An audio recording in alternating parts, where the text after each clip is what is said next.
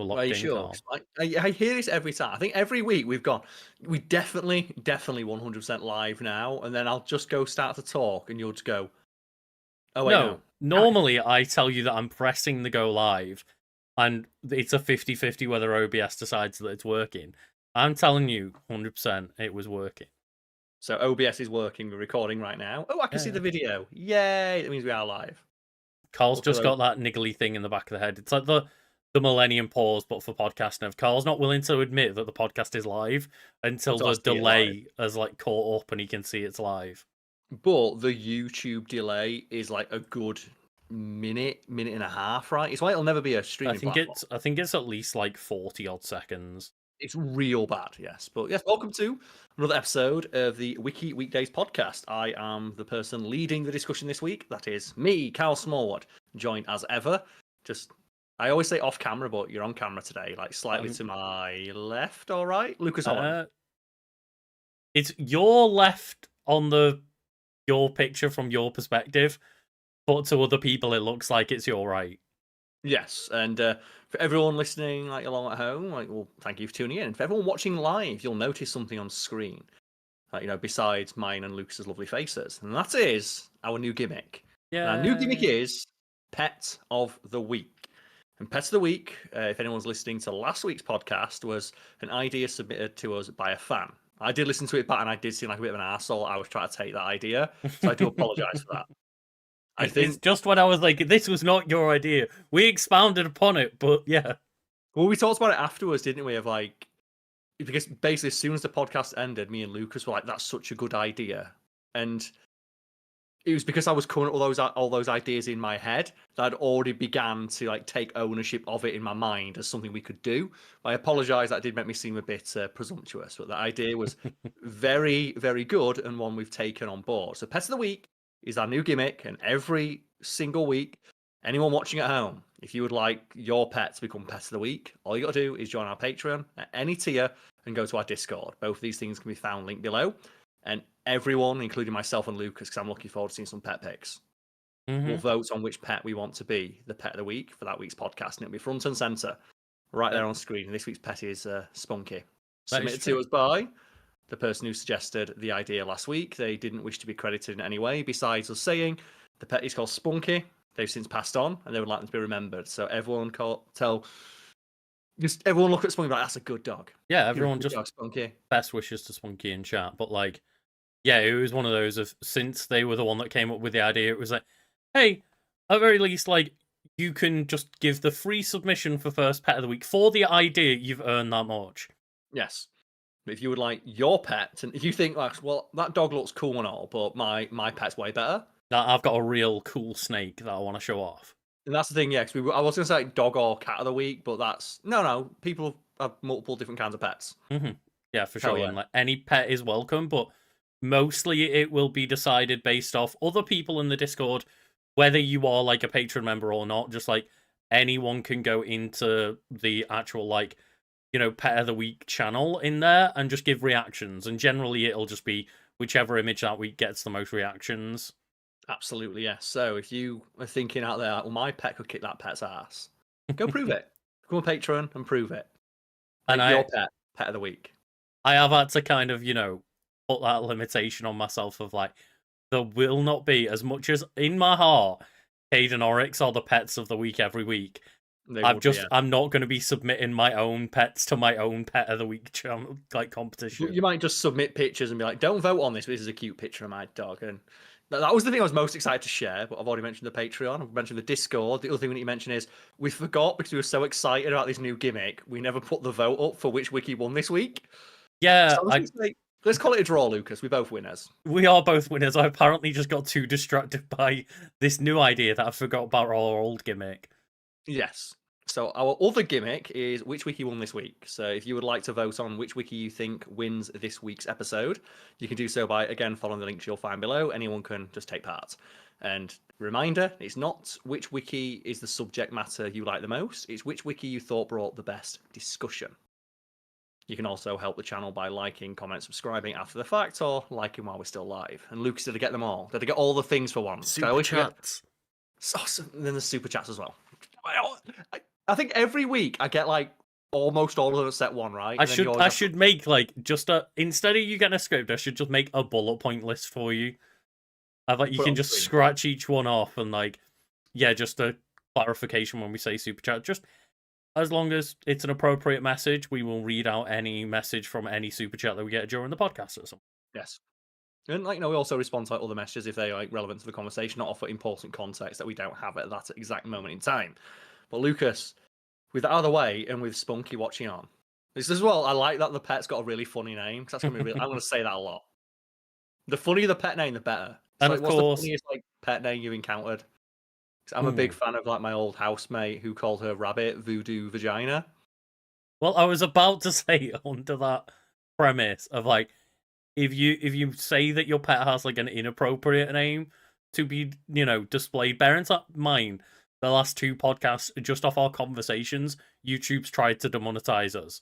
Yeah. So So like if you've got like a cat called Asshole or something, I'm happy to put a picture of a cat called Asshole on screen for 2 hours. but I'm not willing to put the name up because we I will would. immediately We'll have all our censor money it. ripped away. Would you have that, what's the funniest pet name you've encountered? I don't know that I've really met people with like funny pet names, to be honest. Most people are just like, at least the people I know are apparently just sane people that gives. I don't like it though when people give like, not even like names. There's a lot of names with that crossover between humans and pets. Well, Oh, like, that's even funnier when you call a cat like Greg.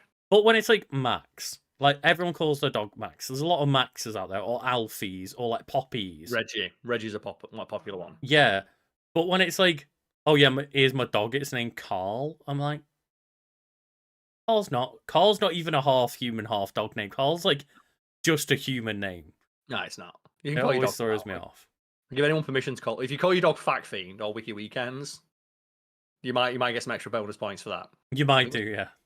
But you've got to officially name it. We need to see like the like registration under the microchip of this is called Wiki Weekend. That's the reminder as well. Anyone who does like submit to Pet of the Week, just it will be publicly displayed. So don't put any publicly identifiable information in there. Or like people in the picture and stuff like that as well, yeah. Because we can't be sure that that's you. Yeah. And if it's just like, a picture of like, say, a family member holding the pet dog, as cute as that is, we wouldn't want to share that publicly. It would just be a case of cropping the people out of the picture, yes. Yeah. Or like just Photoshop the dog over the person's face. You just re-put the pet over the person. So everyone just looks like they're on an episode of BoJack Horseman. But yeah, Lucas, what subject have you brought for us this week? What wiki have you tracked down from across the web?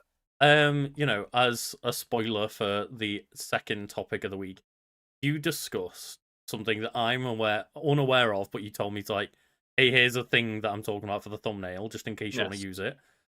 And apparently, it upon Googling, it was some kind of failed product. So I thought I'd go slightly down that line, but in a different sense. And I thought I'd keep it into my, more niche, which is normally gaming. Okay. And what is than Wii U? So, Virtual Boy.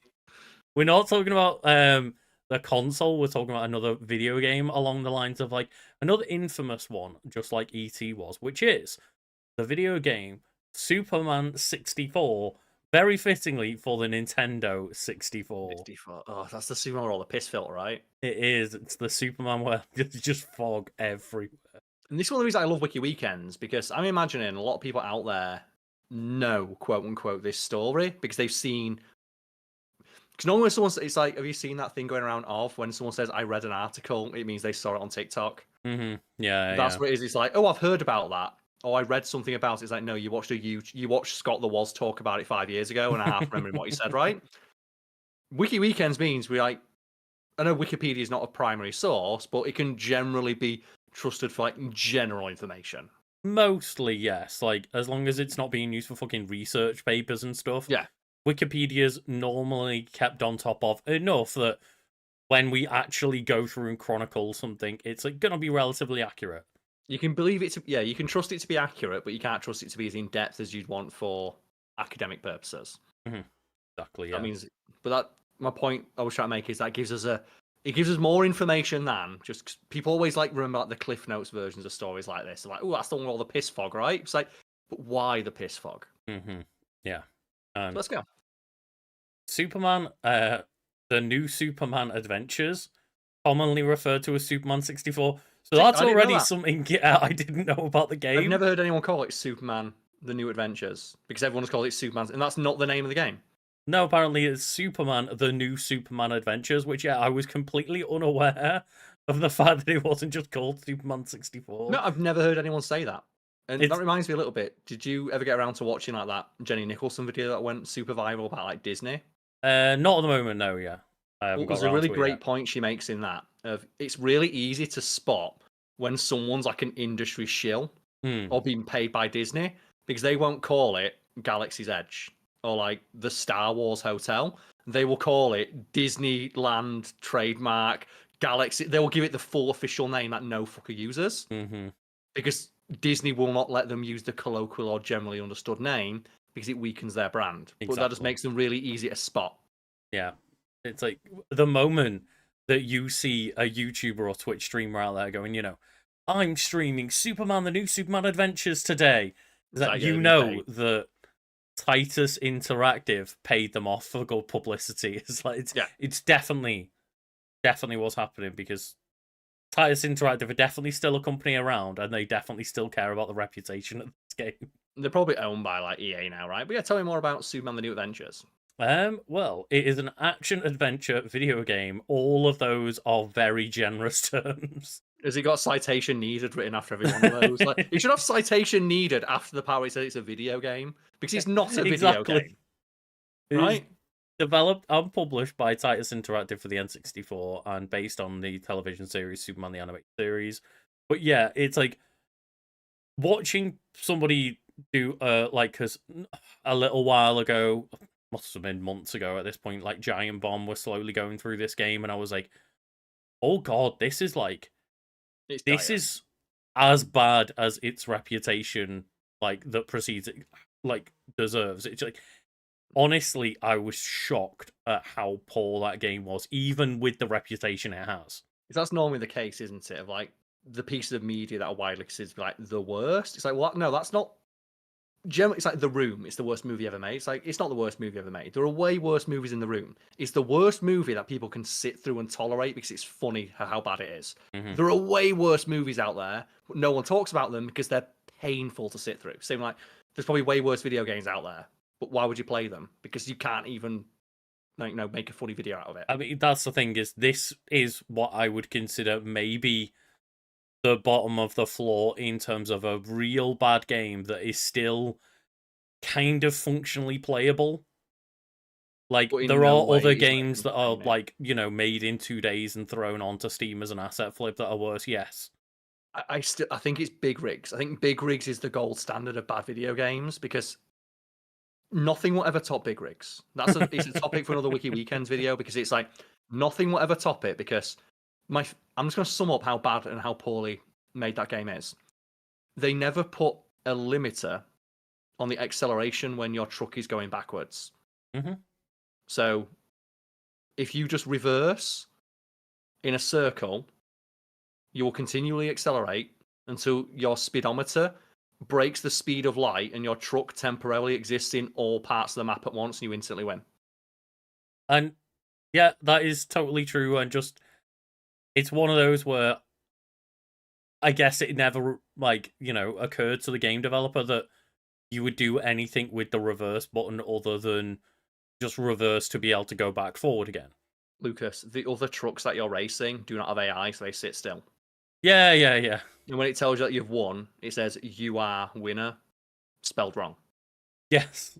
And it is definitely again, that's a perfect video game like Superman 64 to just watch an hour of somebody play it rather than try and track it down yourself because functionally it is barely playable, and same with this it's game. barely a game. And at least this game has AI that moves and objectives that technically work. And that's the point I'm trying to make of when people say, oh, it's the worst video game ever made. It's like, no, it's just the worst video game that YouTubers who make videos about can be willing to play. Yes, exactly. Because realistically, the worst video game ever made is one that you'll never see or play because it's unplayable. No, it's one of the thousands of games that are basically unplayable are released on Steam every year or whatever. It's like worst movie ever, right? It's like it's going to be some movie that no one's watched. Yeah, Because why whereas would you watch it? Because it's terrible. it's unbelievable that something with the like development time and money behind like a Superman project could be as bad as this. Same Yeah, with and when that's we like talked about ET. it's relative, right? It's a Hmm. thing of like it's not a surprise that a video game is bad. It's just a surprise that something with the Superman license was this poor. And it's Was like, this bad? yeah, And yeah, in the game, Lex Luthor has trapped Jimmy Olsen, Lois Lane, and Professor Hamilton. I don't remember who that was. In a Superman's friend. It's in a virtual reality version of Metropolis they created with the help of Brainiac. And of course, just I guess that was like, a lot of this plot wise may also be because, hey, guess what? In Superman, the animated series, the two main bad guys were Lex Luthor and Brainiac, right? So that part Yep. makes sense, but just throw them both together, and it leaves Superman up to saving them and break apart the virtual world. The game shifts between outdoor levels where where the player flies through rings while saving civilians, and indoor levels where the player looks for access cards, activates computers, and fights villains such as Brainiac, Marla, Metallo, Darkseid, and Parasite. And I think it's got a pretty decent rogues gallery. The problem is, it's the same problem they've had with like almost every superhero game, besides mhm, Batman and Spider-Man. Apparently, of Superman is invincible. yeah, How do you create compelling gameplay with a character who is invincible and can be everywhere at once? And the only time it's ever been done well is the game I always bring up, the Superman Returns game, where Superman doesn't have a life bar. Not Gotham, Metropolis does. mhm, And then there's that idea me and you came up with a few years ago of they should make a management sim where the goal isn't to save the day as Superman, it's just to manage his time. yeah, Because ultimately, like, going to the shop to get milk or going on a date with Lois Lane is as easy for Superman as stopping a meteorite. It's just about how he divides his time. mhm. Like nothing should be a struggle to him, which is why fundamentally it's difficult to put him into a video game that Hmm. works because just yeah, everything should take 5 seconds and be zero effort. Exactly. That's why I said management game. Make Hmm. it to a management sim where your goal is to manage Superman's time. And obviously in this, it's like, oh well, he needs to go into a virtual world and he needs to have like the So we can weakening explain, fog and everything like this, and just and presumably this will get into it if that was partly because DC told them, it's like, oh, you're gonna make a video game. Yeah, we want Superman to tear things off walls and throw them at enemies. And they're like, well, Superman doesn't cause collateral damage. So, but it's a video game. People are going to be playing Superman. They want the power fantasy. They want to pick stuff up and throw it around. Superman doesn't cause collateral damage. So they had to put him in the virtual world. it's very funny you saying that and just panning forward to 2010 with the world just 11 years later gets to watch Man of Steel happen. It does indeed. But presumably you'll get into that in the production aspects. I do know like Titus got fucked by DC because they were like, oh, look at this cool video game. Okay, Superman wouldn't do that. It's like, It's like, okay, right, sure. I guess we can just put him in the fucking Matrix and everything will be fine then. so I get it. It's their property and they'll look after it. But Of course, it's yeah. DC specifically is so funny with this. Like, there's a great example of the Man of Steel movie when Henry Cavill was going to do a shirtless scene, and DC said you got to shave your chest. Hmm. Well, it's like Superman doesn't have chest hair. And Henry Cavill went into his trailer and came back with a Superman comic. Went, yes, he fucking does. And like DC were like the DC rep they had on set to make sure everything was like congruent with Superman. Like, oh, I guess he does have chest hair. And like, fucking too right, he does. Yeah. He's as wide as a car door and as fuzzy as an ox. And I'm sure there's examples where he is, he has got a bare chest and examples where he doesn't, but Mhm. it's weird where, yeah, they're willing to give so much license to comic book writers in those regards and should be able to change things on a whim and be able to make evil Superman happen. But the moment it's like a less trusted medium, like, oh, we're gonna let a game developer make a Superman game. It can't just be an original story where Superman would have to start throwing cars around to protect Metropolis. There's also, as well, I think, in that one as well, Joe, when he falls into the water, because that's the scene when it happens, that same DC rep had to be shown a panel where Superman swims. Like, but he can Mm. fly. It's like, but has he ever been shown swimming? It's like, he can fly. Why does he need to know how to swim if he can fucking fly? It's like, but we need to know. We need context for Superman swimming. So they had to go out and they lost a day of filming to track down a comic book where Superman is shown swimming. It's like, but he can fly. in space. Of course he can swim. But you need to show that he can. I mean, I Otherwise, guess you it don't realise depends it. on how the mechanics of flight within Superman's context works, right? It doesn't matter. But yeah, tell me more about But yeah, Superman: The New Adventures. it's very, very silly, but like I can understand why. But technically, we need to find proof that he can swim because maybe Weirdos on flight the internet complain. works Yes. differently to Anyway, because you just think one really fucking hard kick from Superman would be enough to get him out of some water. It'd be enough to like boil the lake. Could he just freeze water around him or boil it all around him with heat vision or something? Yeah. Anyway, the development of Superman began in 1997, was largely hampered by constraints between Titus and the game's licensors Warner Bros. And DC Comics, leaving little room for polishing the gameplay. And bear in mind, began in 1997, it sounds like there's a lot of development difficulties here from, things that you were saying and stuff, but that means that this game took at least 2 years. It wasn't just farted out in 4 weeks. Yeah. It took a long time, mate, but most of the time spent was every time they came up with a cool idea, they'd have to go to the licensors, like Warner Bros. And DC, like, are we allowed to do this? And the answer usually was no. And I'm sure we'll get into that more, but yes, it does say that Blue Sky Software attempted to redo the game for PlayStation, but this version was ultimately cancelled, as Titus's license with Warner Bros. Had expired by the time it was completed. So they finished a different version of this game on PlayStation, and then allowed to sell it.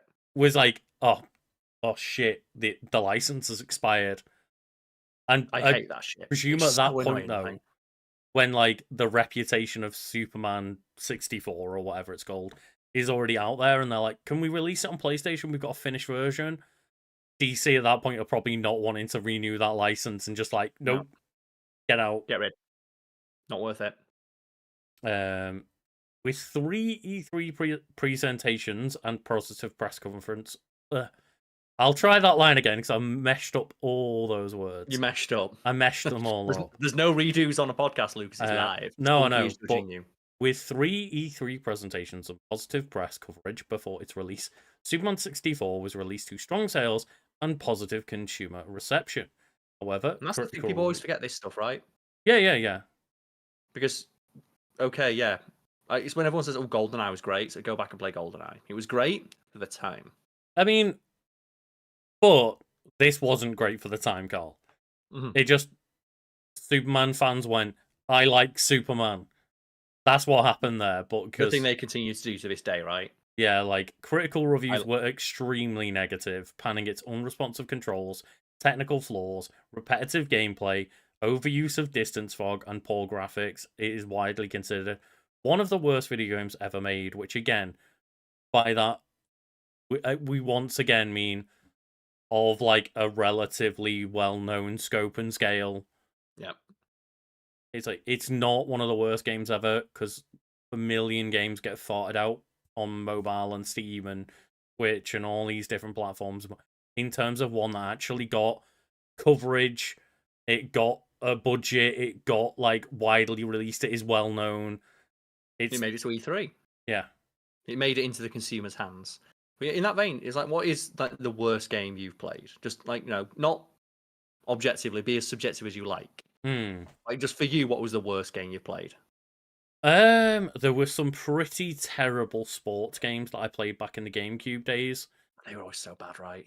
Not always, but sports games, you ran a lot of risk because every sports game either wanted to be FIFA or Tony Hawk's, and none of those games ever competed. Like, I remember playing like that crappy surfing one. It was fucking awful. That's literally one of the ones I was thinking of, where it was like the surfing game where you'd go up a wave and try and do like Tony Hawk style tricks and land it, right? And it just wasn't as snappy or responsive and just felt really unfun. And the water looked terrible. Everything looked terrible. Everything controlled really poorly. And that was one of the games I was literally thinking in my head when I thought of, oh, well, I used to just go to the 5 games for £10 section. It's like, ooh. And just, what 5 games can I get with like this month's pocket money? And just pull out 5 cheap-ass games that are of 0 quality and just play them, and maybe one will stick for a week or two. Yeah, let's say maybe it'll keep you entertained for a week. So that'd be the one for you, then one of those bad sports games. There is one that again, like maybe is a bit more well known. I can't remember. Oh yeah, Nickelodeon Party Blast. Fuck is Nickelodeon Party Blast when it's It's out? essentially like Crash Bash, but it was on like PS2, GameCube, Xbox, and it was like a much worse version of that, starring And I will say as Nickelodeon well, characters. Crash Bash also is kind of bad. Crash Bash is pretty bad when you play it, really, and You know what also sucks? Crash Team Racing. Everyone says no, it's really good. no, It's like no, it's horribly balanced. it's horribly balanced, but it's a very like good game. It's a good racer. It's a terrible party game. It's a terrible So party game. I'm not arguing with you, but you can't call it a bad game. It's not a bad game. I think it's a bad game in terms of what they were trying to. They were obviously trying to emulate the success of Super Mario Kart, and the fact that it's Or not as good a party game as Mario I Kart. think they were It's going skill based, not party game. But I think that's what they're more going for skill-based because is it's like randomness. Naughty Dog, right? It's like I argue, I don't know what they marketed it as. I would argue that that was their intention from like the way the carts feel, the way that like it's all about like the stats of your car and stuff, the way that Mhm. the items are really not that much of a game changer. I don't think they were trying to make it like as party-ish as Mario Kart. They were trying to like strike that blend between like sim racer and party game. And I just don't think they struck either one because it's not as good a racing game as like a Need for Speed or a Burnout or a Gran Turismo, but it's not as good a party game as Mario Kart. So it kind of like for me, it tries to do everything, but that means it does nothing.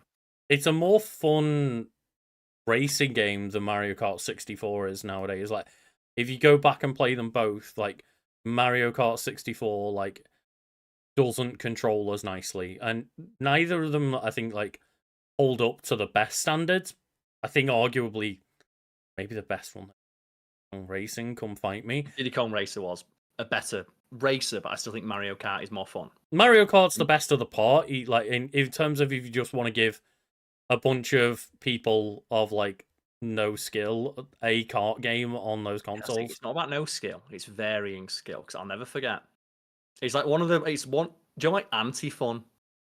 Do you know when like you get your hands on something and you're having the opposite of fun, which is not what you want.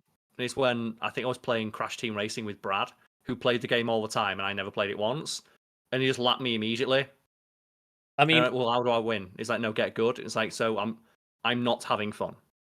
when I actually like I went to like a casual tournament Mario Kart 64 a few years back, and I sat there and practiced for a couple of weeks, like actually on the N64 controller and hardware and stuff, like, and let me tell you that when I went to the tournament, there was like me and clearly about two other people that had done that, and nobody else stood an iota of a chance.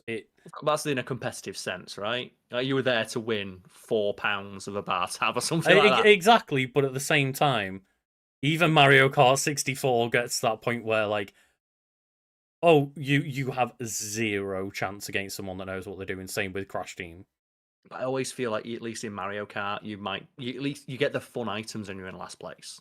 You do, but At least again, they're fun to use. Mario Kart 64, I would have the exact same argument. If you're saying that, like, you know, you had no chance in Crash Team, you have no chance in Mario Kart 64 either. Yeah. I think it was specifically, though, the fact that just Brad did not give me a chance. And I'm like, but we're supposed to be having fun. It's like, but I'm winning. It's like, okay, cool.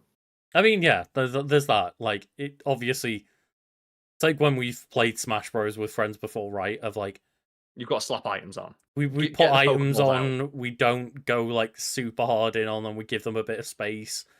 It's like you're meant to, you know, as a friend, try and account for that, or you just one lap baby park. No, there's no real like level of skill that can stop just baby park one lap. Either way, we get off message. I just thought like that's one of my things. Like I hate Crash Team Racing because it's not. It tries to do too many things. I think you unfairly hate that game. I think you just had a bad experience with it. I had a terrible experience, I'll admit, and that's why I said be subjective. Yeah, and I'm being subjective here. I found it to be a worse gameplay experience than any of the kart races I played. And then my game that I fucking hate. It's not the worst game ever made, but for me, it was just a crushing disappointment of when I first started getting into my character action games, and I played like Devil May Cry 1, Devil May Cry 2, which is not great looking back now, but it is a better character action game than number one in terms of the choice you have. You have more ability to play. There's like more content at least.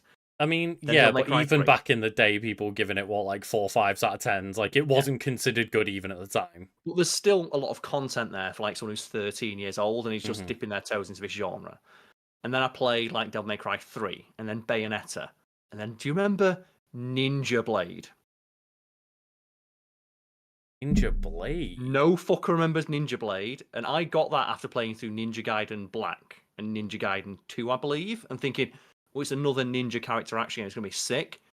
And it's not. It is fucking awful, and every single boss fight is a quick time event because it came out just at the apex of when quick time events were seen as like peak gaming. Every single boss fight is a quick time event. From Software's Ninja Blade. Yeah, and that's the thing I was gonna say. It's From Software, and it does have the Moonlight Greatsword in there. And I just found that to be such an awful disappointment. I took it back to a shop like 45 minutes after buying it. I didn't remember Ninja Blade, but I do remember that character design. Oh, there's a lot going on. There is. And I returned that to a shop. I played it for 45 minutes, got to a boss fight, and went, "This fucking sucks," and took it back to a shop and asked my money back. Terrible. And like saying, it's not the worst game ever made, but for me, that was such a do you know when you get your hands on it and it's like, this isn't good. Mm-hmm. I am not having fun. Yeah, I mean, as somebody that did play a lot of licensed games, this was not one that I played. But somebody that played a lot of licensed games, I had a lot of disappointment in that field of just like, oh hey, here's like a Nickelodeon Party Blast. Here's, you know, the Nickelodeon racing games and just Nickelodeon All Stars Brawl. I can keep going with Nickelodeon titles. No, I'm joking. But like, they're determined, like they're like desperate for a hit. I mean, the SpongeBob games were like passable. They were like solid 7 out of 10s. The SpongeBob game is like the DS. I remember the SpongeBob DS game being like, my sister had that one. I remember like helping on some of the harder puzzles. It was fine for what it was. It's like, it's no Mario, but what game is? Mm-hmm. And but at least like managed to emulate some of the trappings of the game it was clearly trying to emulate. Yeah, there were just a lot of like superhero games and stuff like that obviously just like you'd just try them, wouldn't you? Because it's got a license on it, and eventually you learn. But as a kid, you do go, oh, Superman, let's buy that game. The problem is that Spider-Man 2 was so good, it basically gave every single person making a superhero game after that fact an automatic, well, I'll try it for a 20 quid. And no game ever managed to live up to Spider-Man 2, including Spider-Man 3. Yeah. And I know that all the stands for some of the other Spider-Man games. There's like the multiverse one with 4 different Spider-Man, and the Spider-Man Ultimate that was pretty good. People just like playing as Venom, though. People only like that game to get to play as Venom. But it was all right at the time. Like, yeah, that was one of those Spider-Man games where I played it and went, it's not Spider-Man 2, but it's pretty fun. Yeah, I'll never forget when probably the quickest I've ever turned a game off. I think it was literally within 30 seconds. It was Amazing Spider-Man. I remember because it opens up, and I think they did get Andrew Garfield for the voice. Mm-hmm. Opens up like cutscene. It's like, oh, and I think they just said it continues after the film, or it's like parallel to the film. It's like you fight the Rhino or something. I remember it starts with you stood on top of a building, that classic Spider-Man opening. Press right trigger to web swing. Spider-Man just shot a web swing, a line of web directly into the clouds and swung it, and I had to turn the game off. I mean, they for some reason decided to back off that the moment after Spider-Man 2 came out. It was just like whether they decided it was too difficult to develop it or whether it was too complicated for gamers. I can't quite remember the story now, but yeah, they did it in Spider-Man 2 and then backed off immediately. And I remember it's the quickest I've ever turned a game off because the moment I pressed it, I saw it just fly into the clouds and went, I'm going to be moving around a Spider-Man for 95% of this game, and that wasn't satisfying. Straight off. And it was literally not until 2018 Spider-Man by Insomniac that they reverted back to swinging from buildings. Nope, and they still made it a lot simpler because people still complained. Anyway, go on, tell me about, speaking of playtesting and stuff, like what more can you tell me about the production of Superman, The New Adventures? Well, I mean, the gameplay is not much to talk about. It's like, again, you fly around this kryptonite fog, going through rings, and It's wild, right? You had more control over the super sheep in Worms than you did of Superman in that game. Yeah, it's poor. And even like a lot of the objectives are really unclear. Yeah. It's just a lot of the But time it'll just say like oh yeah. go here or like save these people, and it's like, well, how do I save them or stop these things? It's like, I don't know how to do that. Nothing will ever beat Driver for that though, because like Driver is infamous because like he puts you in a parking lot and control your car and says, "Okay, do a switchblade." Like, what the fuck's a switchblade? I'm It 11. just gives you a list of Of the like, tricks you need to do to get out the garage as but a doesn't tell you what they tutorial. are. No. Yeah, he just says, "Oh, do a switchblade." It's like, what's a switchblade? Do a J turn. I Yeah, don't what know the what fuck? this is. It's like, I'm 11. Called very unsettling. Just skip over gameplay then. Like, what about production? I want to hear Yeah, about like the I feel shenanigans. like development's going to be more interesting than the actual gameplay itself. So Eric Keane, I want to say, one of the founders of the French developer Titus Interactive, garnered the rights from WB licensing to man game developed during the development of the animated series.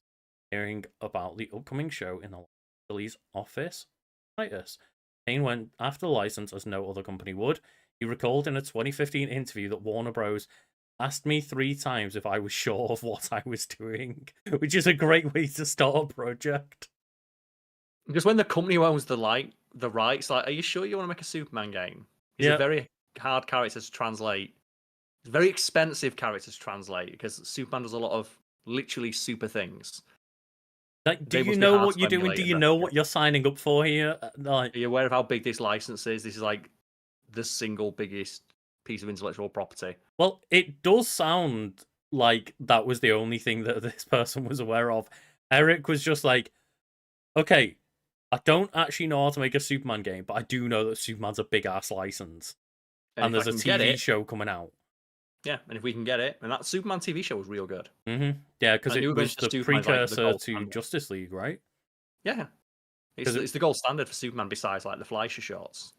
yeah, it was like the animated series of Batman and Superman both led into Justice League, canonically. Yeah, and they did have crossovers between both. Like Superman turns up in an episode of the Batman one, and Batman turns up in the Superman one. Yeah. And yeah, just trying to find where else. Oh yeah, in early 1997, Titus signed a licensing deal with Warner Bros. To make games based on Superman the animated series, N64, PlayStation, and Game Boy. The staff of the development for each port consisted of 2 programmers and 6 to 9 artists, and the Game Boy game completed and released by the end of the year. And I've never heard about that Game Boy game, which presumably means that went off smoothly. Or it was so, like we talked about earlier, it's so bad no one talks about it because it's not even worth talking about how bad it is. You're going to share the reviews? I'm gonna see Superman Game Boy game. Because I remember there was the Spider-Man Game Boy game. I had that. And that was kind of fun because it was like a side scroller beat 'em up. And instead of like web swing, you'd fire like pew to get the bad guys. Yeah, I remember like you'd miss jumps and fall down. It's like, I'm Spider-Man. What's going on? there is just a game for Game Boy titled Superman. Must be that then. How do you do? That's on the DC fandom. It maybe doesn't have a Wikipedia page. Look at that. Are you sure they released it? Are you sure Wikipedia's not lying to us? I mean, there is a thing here, list of games featuring Superman. Do we need to look for it as you go through the production? Well, it doesn't have a page on Wikipedia, Carl. I've managed to find it there. You found it though, so what? Any idea? No, like reviews or- it didn't have reviews. It just was like, yeah, It the Game exists. Boy game exists. So that's the thing. People didn't give enough of a shit to even review it. That's a really bad game. But People couldn't even give it. They couldn't even take the time out of their day to pull their pants down and shit on it. yeah, just Wikipedia writers, get on it. Make a page and track down any reviews for Superman on Game Boy. But the Nintendo 64 game's development lasted 2 whole years. Kane's initial plan was for a style of gameplay only Tomb Raider had tried before. Which I'm guessing is 3D action. A 3D open world action adventure video game involving real time strategy where players really behave as a superhero. As he explained, it would stretch the N64 to its limits, featuring Superman's ability to fly and fight, and include his every superpower.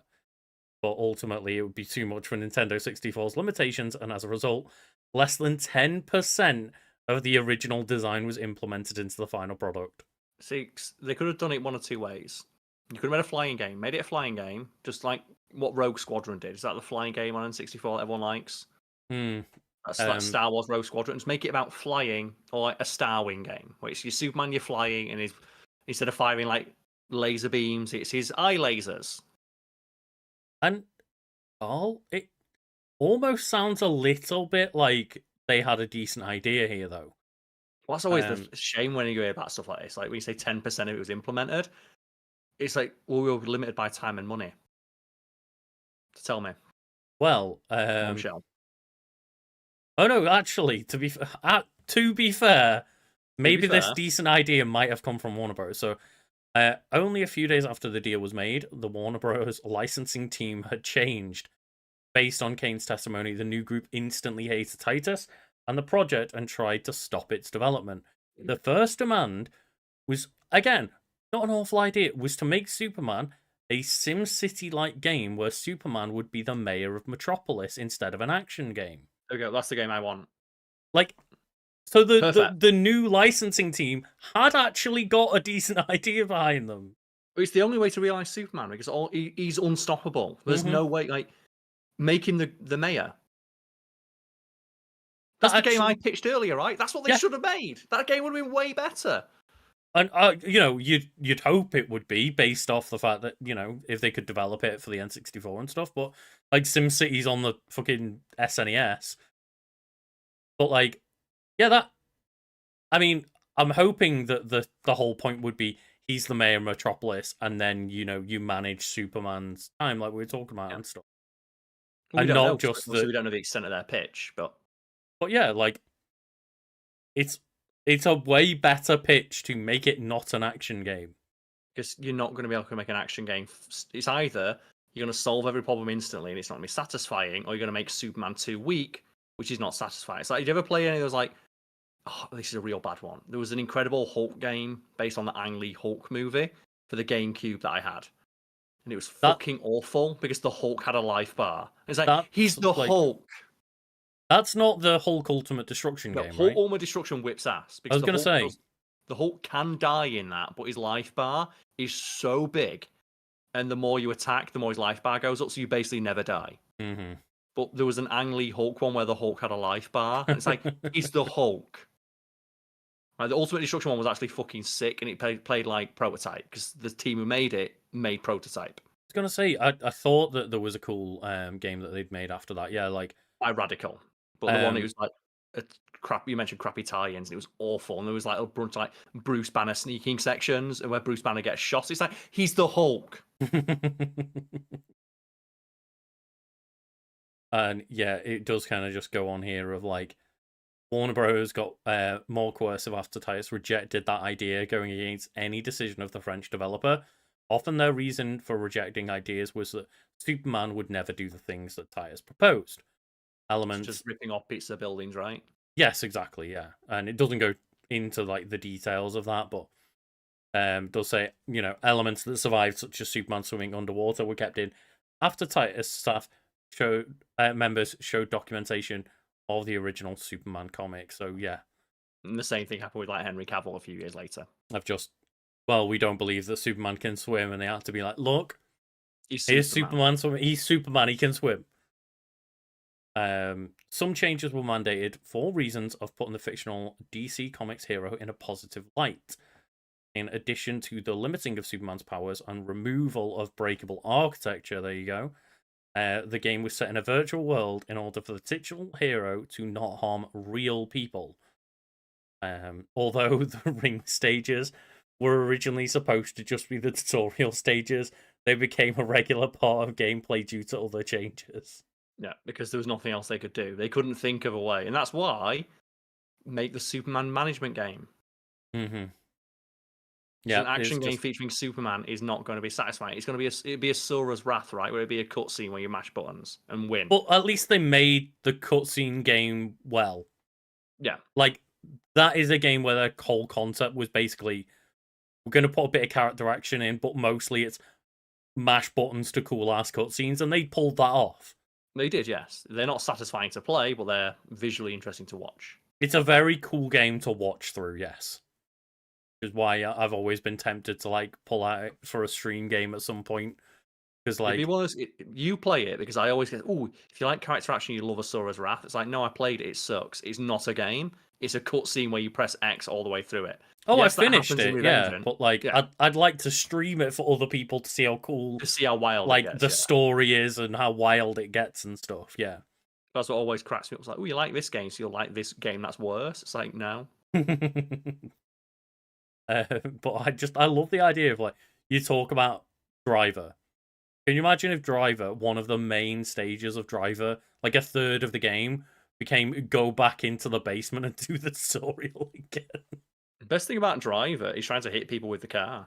Because people will prone to always jump out of the way. So you just like, I remember if you reversed towards them and swung your back end around, you could sometimes hit them and they'd like mash into buildings. Oh, right, okay. Because presumably they never put like any actual, animations in for knocking them down, right? You just push them to the side. Yeah, I used to love breaking games like that. It's like there's one bit in LA Noire. There's La one Noire. mission. No, sorry. You've got to La give it Noire. its correct name. La Noire. There's one mission in that because they put an open world in that game because Grand Theft Auto was popular and like, but it's not an open world game, so the world's really dead. There's nothing in it except for one mission where you have a shootout, and what you can do is you just get in your car and drive away, and you get to keep your gun. And it's the only time in the game where you're actually allowed to have a gun in the overworld, and you can just be a bad cop. And it's like, now I get to be a realistic cop. I'm going to shoot everybody. And oh god, that game did not need an open world because every single time you're in the open world, it was just a case of like, Drive to the next area. Literally just drive to the next area.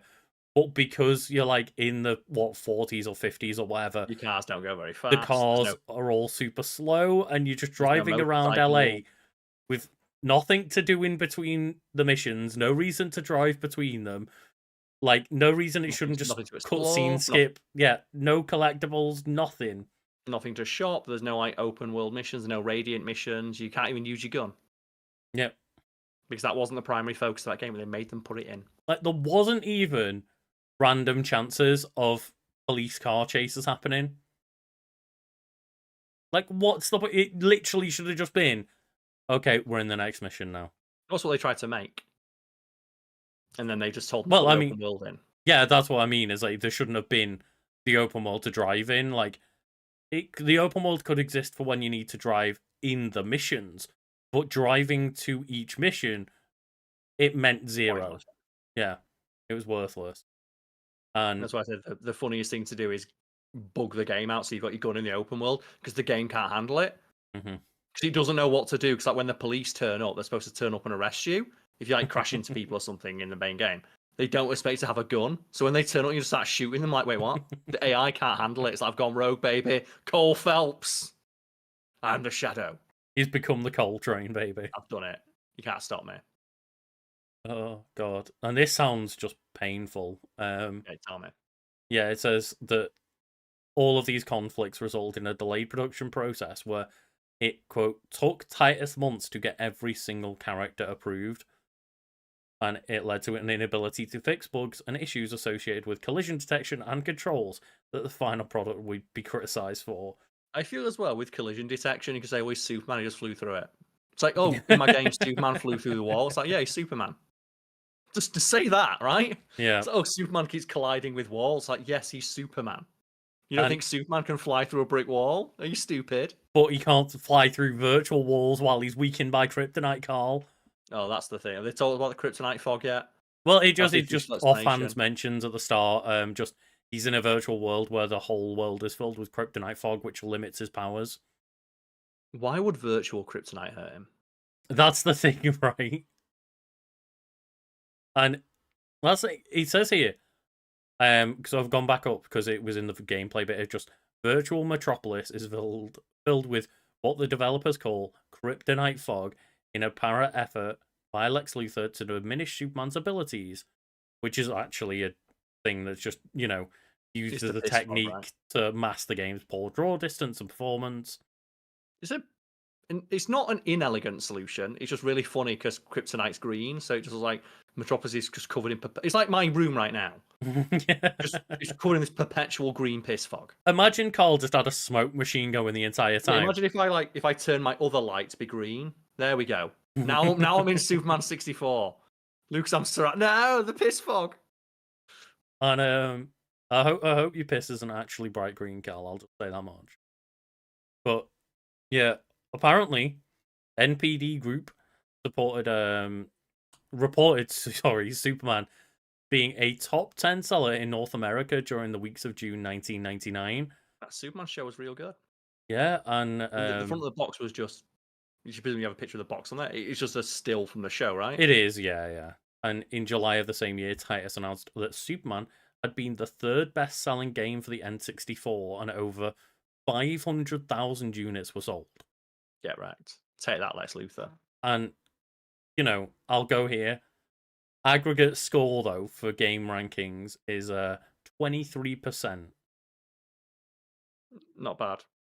It's about what I'd expect for a 23% game average score. He's barely playable. And that seems to be just kind of like Consoles Plus gave it a 55%, an official Nintendo magazine gave it a 49%, Nintendo Power a 4.7 out of 10, and then the rest of them are all like 1s and 2s.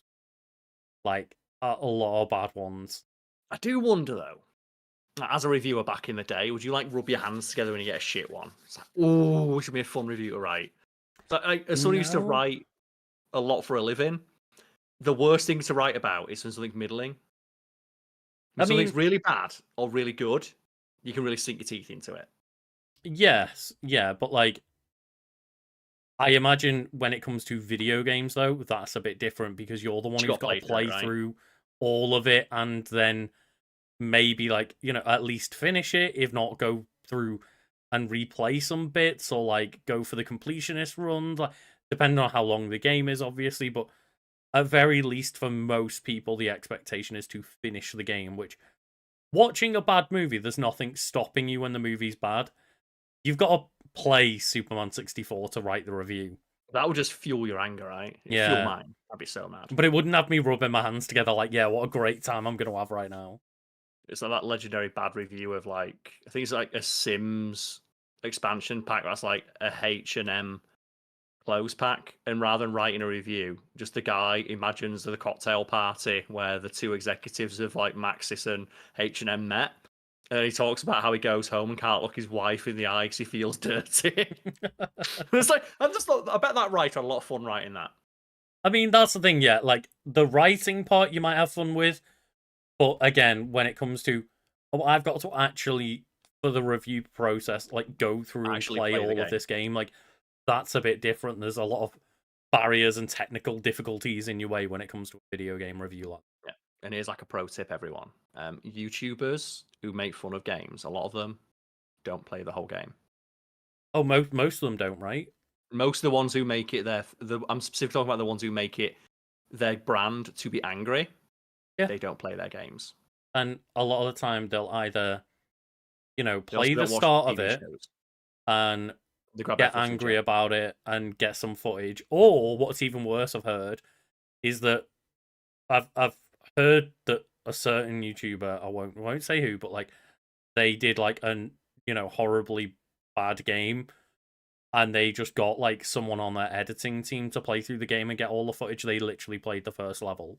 Yeah, but then they criticize it. It's the same with like watching. We talked about it on a previous podcast. Those YouTubers who make it their thing of like, I talk about bad TV shows and they like scream about them being woke and stuff. They don't watch them.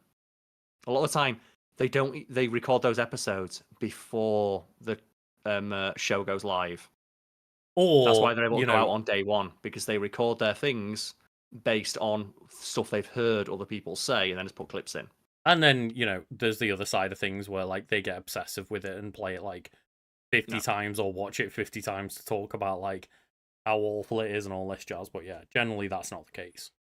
See, so which you think people would have picked up on when it's like, hey, look at this person, they've released a 4-hour video complaining about Star Wars Acolyte being woke, and they released it 1 hour after the show went live on Disney Plus. And clearly Disney's not inviting these people to previews, because why the fuck would they? Yep. But Carl, I think that's a good time to take a quick break. Yeah, well, I'm good for taking a break, but if you need to go grab yourself like a beverage of some kind, I do need to go get a drink, yes. you go grab yourself a beverage, my friend, and I will wait here and stare into the camera. Just, I guess you can just chat for a minute if you're just going to stay there, and I will indeed, yes. I will stare directly into the camera. I'll be back in just a couple of minutes just to, like, grab a drink and run the toilet. So I'm not going to do that for the entire time. I will keep an eye on chat, so someone's saying. Slalom for Driver. I believe it was multiple things in Driver. In Driver, there was like a J-turn is one that people see, and I was like, what the fuck's a J-turn? Because, yeah, these games are for like 12-year-olds. It's like, I don't know what this is. Can you explain to me? No. And that's a very valuable skill when it comes to creating media or like writing stories or something. Is I think it happens a lot in like the development of products as well. Of you need to have what's known as a professional idiot. Of okay, a trap a lot of like tech companies fall into is they become intimately familiar with the software or technology or device, what have you, they're creating, and they fail to take into account that other people do not have that knowledge.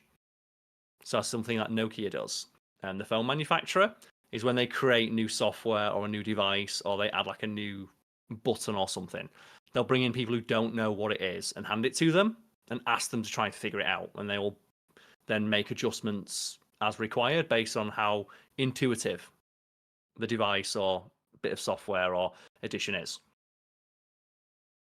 That's a very valuable thing for a company, but it just doesn't happen a lot because it costs money. I think a similar story was Windows 8, where when Microsoft were developing Windows 8 with the big squares that everybody hated, internally, everyone at Microsoft had a touchscreen tablet and touchscreen computer, and it worked fine on touchscreen tablets and touchscreen computer monitors. But they never thought to bring anybody in or test the device on anything that wasn't, or test the OS on, non-touchscreen devices, because everyone internally had one, so it never occurred to them that people might not have one. And Windows 8 was a disaster. I think another one was the Xbox, the original big fat Xbox, that huge big just that round mound of plastic. The reason the controllers were so massive is because everybody in playtesting was in excess of 6.5 feet tall. And every time they asked them for their opinion on the controller, they all said the same thing. It's too small. So they kept making the controller bigger, but they never thought to expand the pool of people testing the device. It's like, yeah, they never thought. It never occurred to them to bring in people with a different experience or just level of ability. And it's just, more than anything, it's the number one reason why virtually every company should absolutely, endeavor to have as diverse a range of staff as possible, because they want to sell their products to as diverse a range of people as possible. So you want the experience that they have to be uniform. And it's largely in technology this happens, but it's, anyone out there who is of a darker complexion. Cameras for years weren't developed to work with dark skin because all the companies making them just didn't think to test them with people with dark complexions. And that's why facial recognition software for years, and even to this day, does not work all that well with people with dark skin tones. Oh no, what have I come back to? I'm just talking about, someone was mentioning the what was he mentioning? Like the J-turn and the slalom in Driver. And I use that as like a launch pad for how it's a good idea to have people on staff when developing something who are of less ability. Because a trap that a lot of companies fall into when they're developing new services, products, and devices is they become familiar with how the device works and never consider, okay, but if we handle this to someone who doesn't know what they're doing. Yeah, it's like talking about like bad video games, like Superman and all that. Just, it's really good to bring in a fresh perspective of just like, I remember when the only game I've like playtest on was like Sega and Sonic All Stars Racing Transformed. That crappy All Stars Racing and game. like we were the first group test that they did with like people outside of sumo. And all of a sudden they were just like, oh yeah, we didn't even like think about the fact that someone, you know, didn't think that inverted controls didn't, like, one person didn't know how they worked. Yep. They were just like, yeah, we never thought about that. Because everyone on Like, team used them. And the reason why it and came back to me talking like people with dark complexions not being able to use cameras is because that also applies to technology companies and development when it makes sense to hire a diverse range of people because things that are obvious to people with those lived experiences may not be obvious to those who don't. And the example that's often used is facial recognition software really, really struggles with people with dark skin. same with like voice recognition, strong Voice recognition, accents, right? strong accents, or female voices sounding too soft. I think my favorite example of that is like the one we've brought up a few times where, like, I think it was Alana Pierce that said like, oh yeah, I tried out like Resident Evil 4 in VR and they just didn't account for the fact I've got boobs, so I can't take things from Leon's chest. Because people don't know, well, that was like a motion sensing game. It's like, oh, to get something from your inventory, you like grab your chest if Leon's like get the pulling it from his knife off backpack. Leon's chest or something like that. But they never anticipated that anyone playing would have breasts because they had no. Presumably, and the only assumption you can make from that is no women tested this game. Mhm. Because if they'd have tested this game, this would have been brought up instantly and it would not be an issue now. It's the same thing with like people with dark skin and facial recognition software not recognizing. It's like, did you not have any black people working for your company? And no company wants to say that, but it's really obvious that they didn't, right?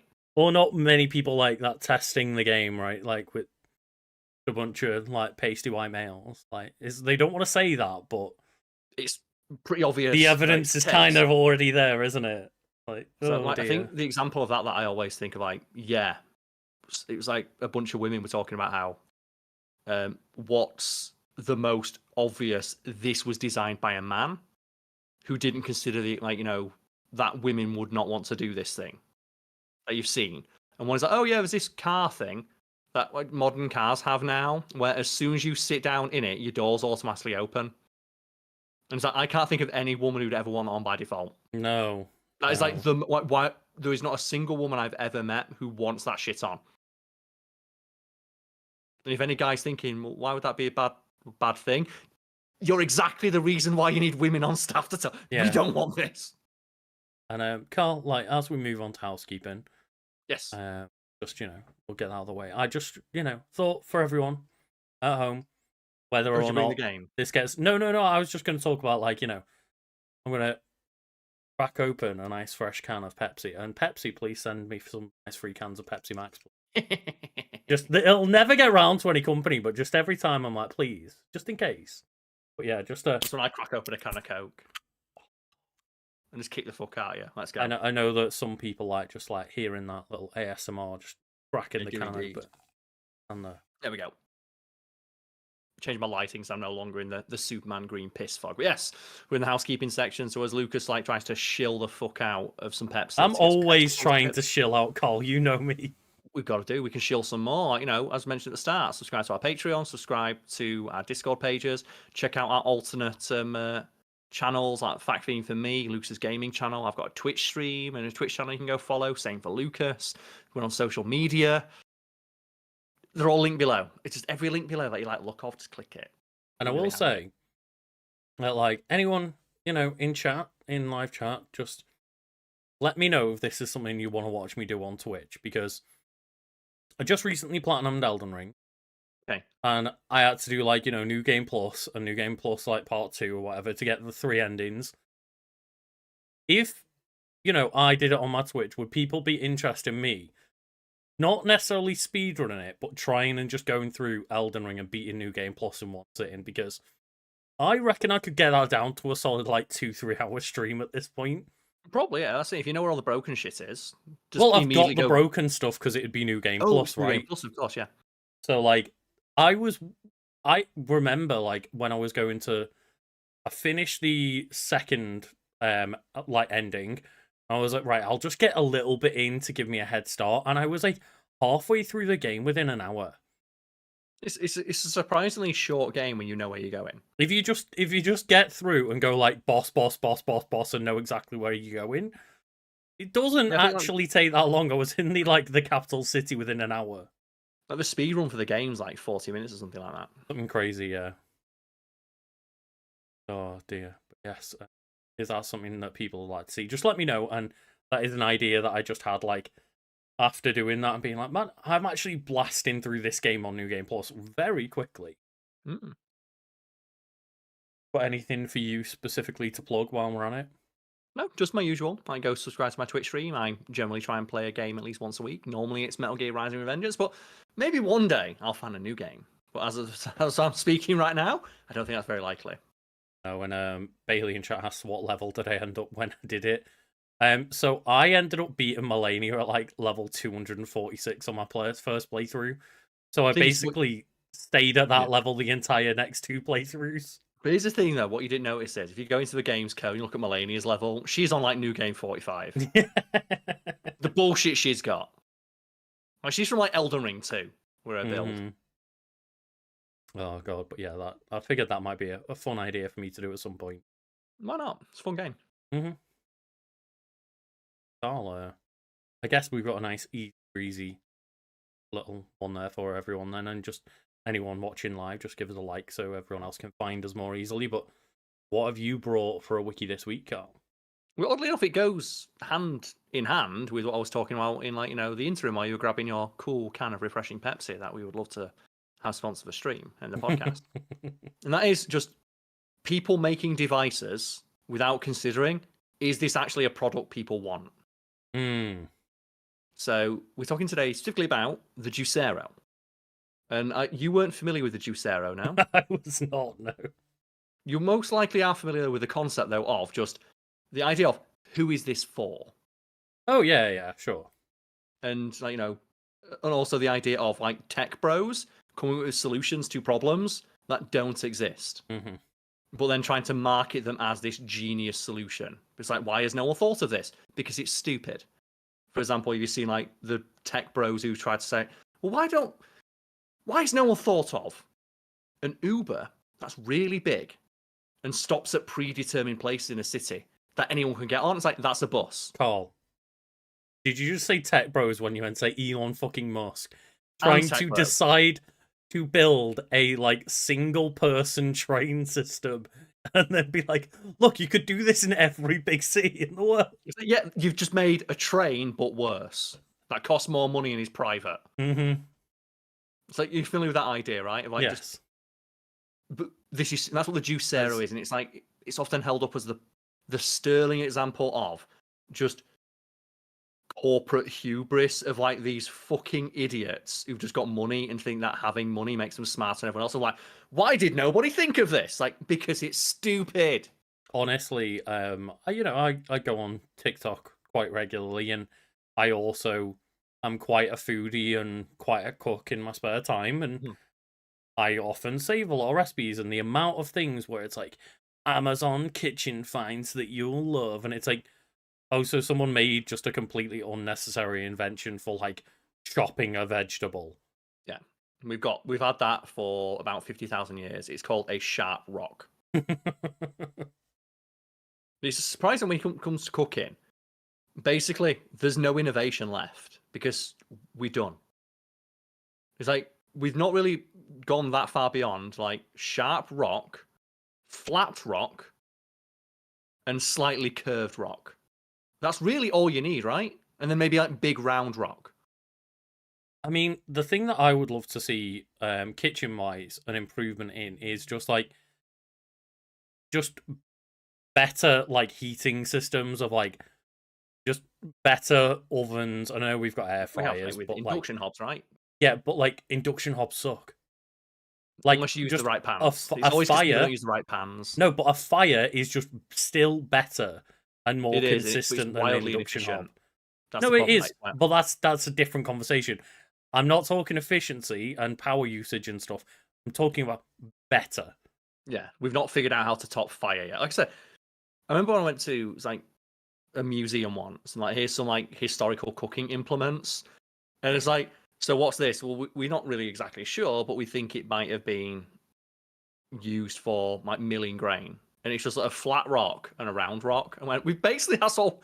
Like, we think it's like, the historical equivalent to, like, a mortar and pestle. It's like what mortar and pestle is, the good ones, is just rock with other rock, right? Yeah. And every time they try and release a new one, it's like, well, is it better than just one that's made of stone?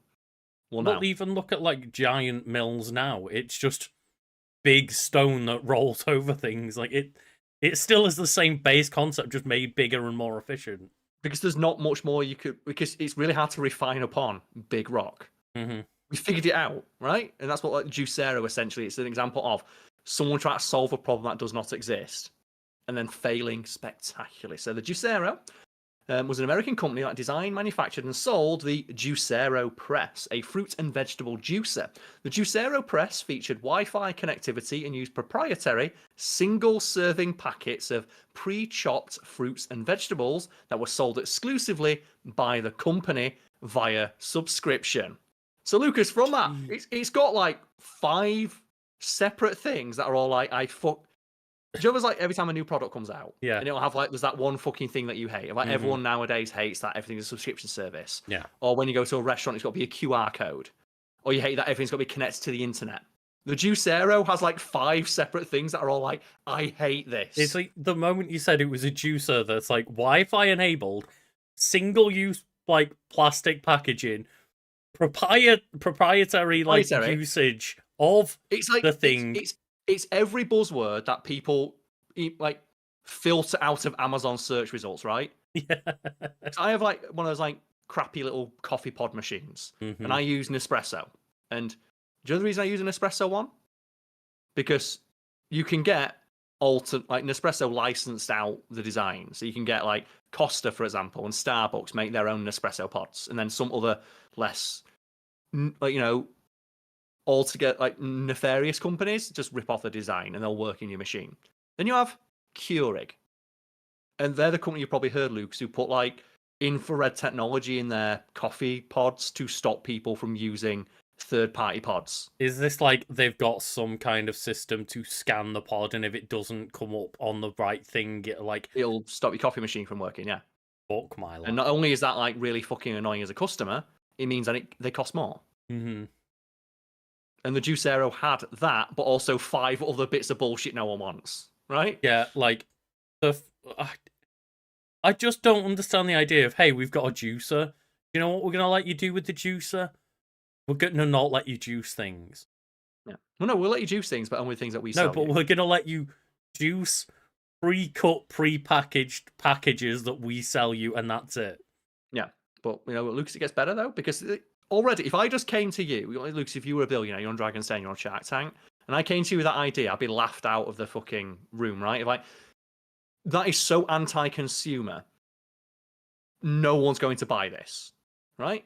But Karl, it does look fancy. It does. And from 2014 to 2017, the San Francisco-based firm received $120 million in venture capital from investors. 120 million? Well, Lucas, the buzzwords. It really does go to show, A, how stupidly willing like venture capitalists are to just put money on anything, and B, how much like, because now that like a lot of companies have started to rebound a little bit, there's a lot of talk about how money isn't as like freely and widely available to these investors anymore, and that's probably a good thing. It is, because most of them are fucking idiots who think they're smart because they're money. Basically, they are proof that meritocracy is a myth, because clearly they didn't get where they are by working hard or being the most intelligent, savvy person in the room. They're fucking idiots, and because they're fucking idiots, they assume, but they're idiots who think they're the smartest people in the room, they assume everyone is as stupid as they are, if not stupider. And as well, which is how they come up with the idea of a Wi-Fi enabled juicer. As far as I'm aware, at least how it's how I've had it explained to me by like smarter people, is that money was so freely available to loan that they could just take a bunch of stupid bets and hope one of them fucking pays out. And when it does, this might be the next Keurig. Yeah. Right? And if you've got enough buzzwords, enough bullshit in your pitch, you'll get $100 million. Yeah. But it says, history. Juicero was formed in 2013 by Doug Evans, who served as CEO until 2016, when former president of Coca-Cola North America, Jeff Dunn, took over the position. The company's juicing press was originally priced at... So, Lucas, what do you think would be a reasonable price for a juicing press. Keep in mind, with all these systems where they want you to subscribe to them, normally, like, the device itself is what's known as a loss leader. I think that's the correct term for it. Is it, or there might be another one for. But basically, they sell you the thing at a loss because they anticipate they're going to make all their profit from the subscription. So, for example, consoles. We talked about gaming. Normally, companies sell gaming consoles, even when they're very expensive when they first get released, they're still selling them at a loss because they plan to make their money from you buying games and accessories and additional hardware. So what do you think would be a reasonable price for a juicer that you can only use their exclusive juicing stuff with? Well, before, chat comes at you. Keep in mind as well, it's 2014 money. Yeah. No, before chat comes at you, Nintendo don't do that. They're Nintendo and they do whatever they want. But, like,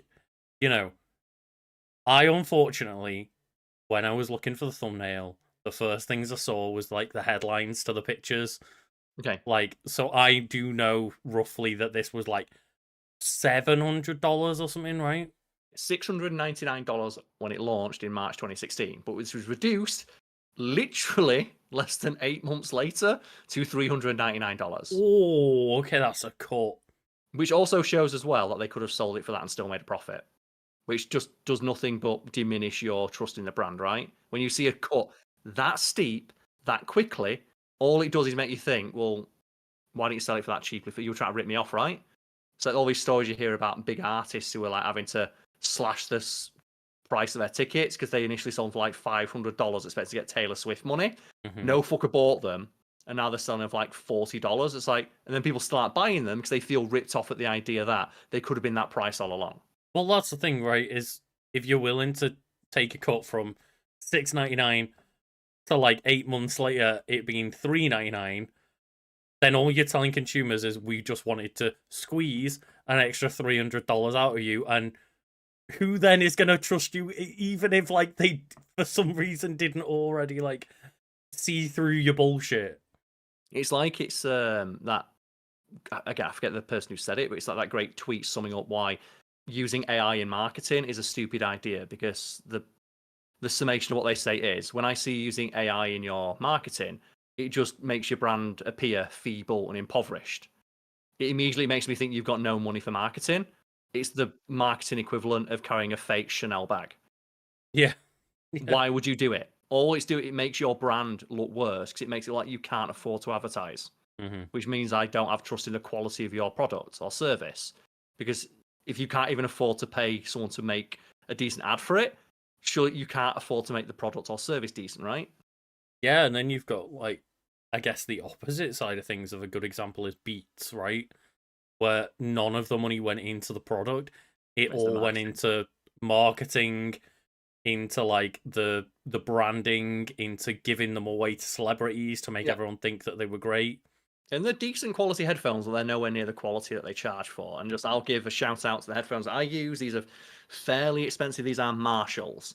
I'm not sure the exact like brand thing, but these are Marshall headphones. They have a 50-hour battery life. I have had them for literally 6 or 7 years now, and they still work. I wear them every single day to the gym. So if I want to give people a recommendation, those. And then for recording, these are Sony MX something or others. They cost £10. And it's like, obviously Marshall are just one of those things where it's hard to argue with the reputation that Marshall has when they've literally been like the staple of, things like amps and shit. And as you say, like musicians, just, it's pretty much been the standard of the music industry for 70 plus years or whatever. Yeah. I don't know exactly how long, but yeah. And your headphone brand, if people think they fancy getting ones with like cool cat ears on. Oh, fuck knows what these are. These are Amazon's finest. There we go. Just go check, me and Lucas, we use a variety of products. These are Somic. So think Sonic, but with an M in the middle. But like, these were literally like the Amazon brand, right? These are not headphones I use for anything other than like streaming and gaming and stuff, to just be cheap ones that have got cute cat ears on them. Because the sound quality is not as important as the cushioning.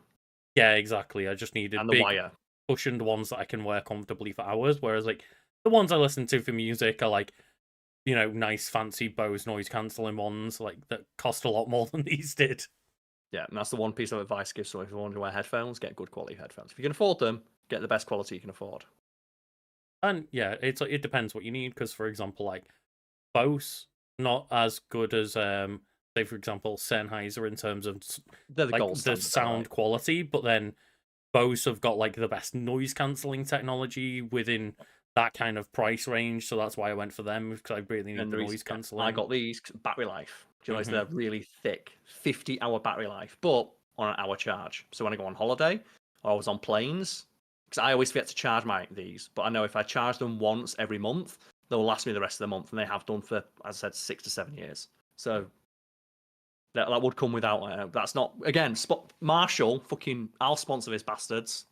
Send me Yeah, another pair. I'm gonna have to get a new pair soon because they're still good, but like after 7 years, I've got the slightest amount. Not even a lot, but the cushioning's come out ever so slightly, and yeah, the that's cups it. wear away on Marshalls eventually. Like again, like it They're still takes fine, mate. years. 7 years of daily wear, fine.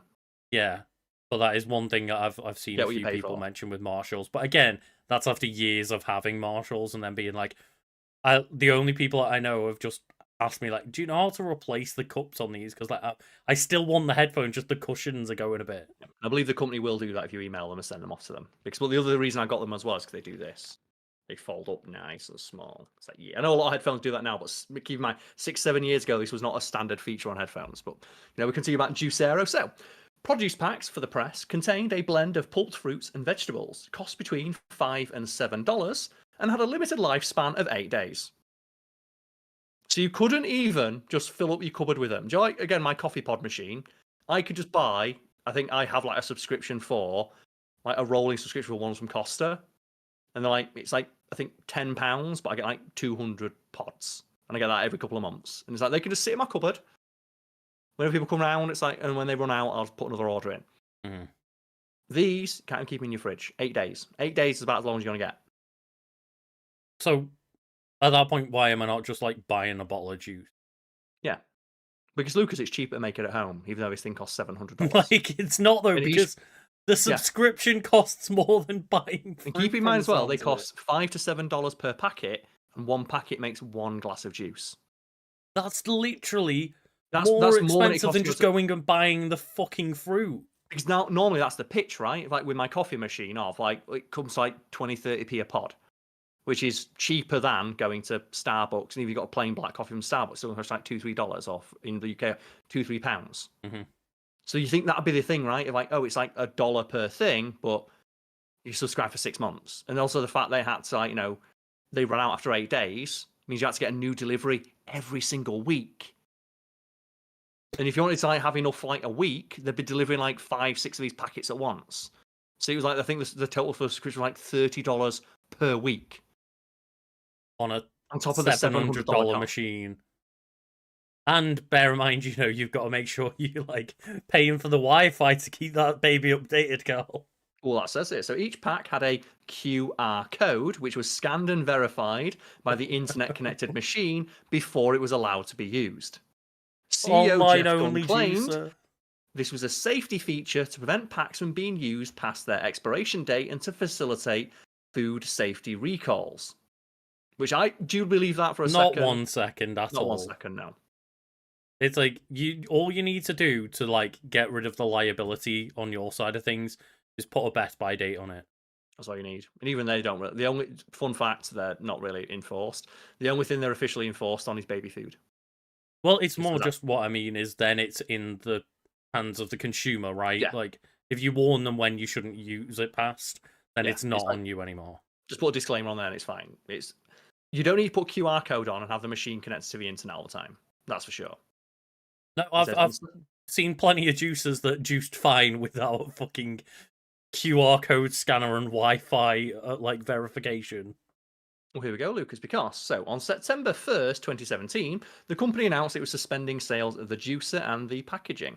Oh, sorry, the packets, repurchasing the juicer from its customers and searching for a buyer for the company and its intellectual property. So they did buy the old juicers back, so people weren't left entirely high and dry. If you were stupid enough to buy one of these fucking things, I think you should, like, was it a fool and his money or easily parted?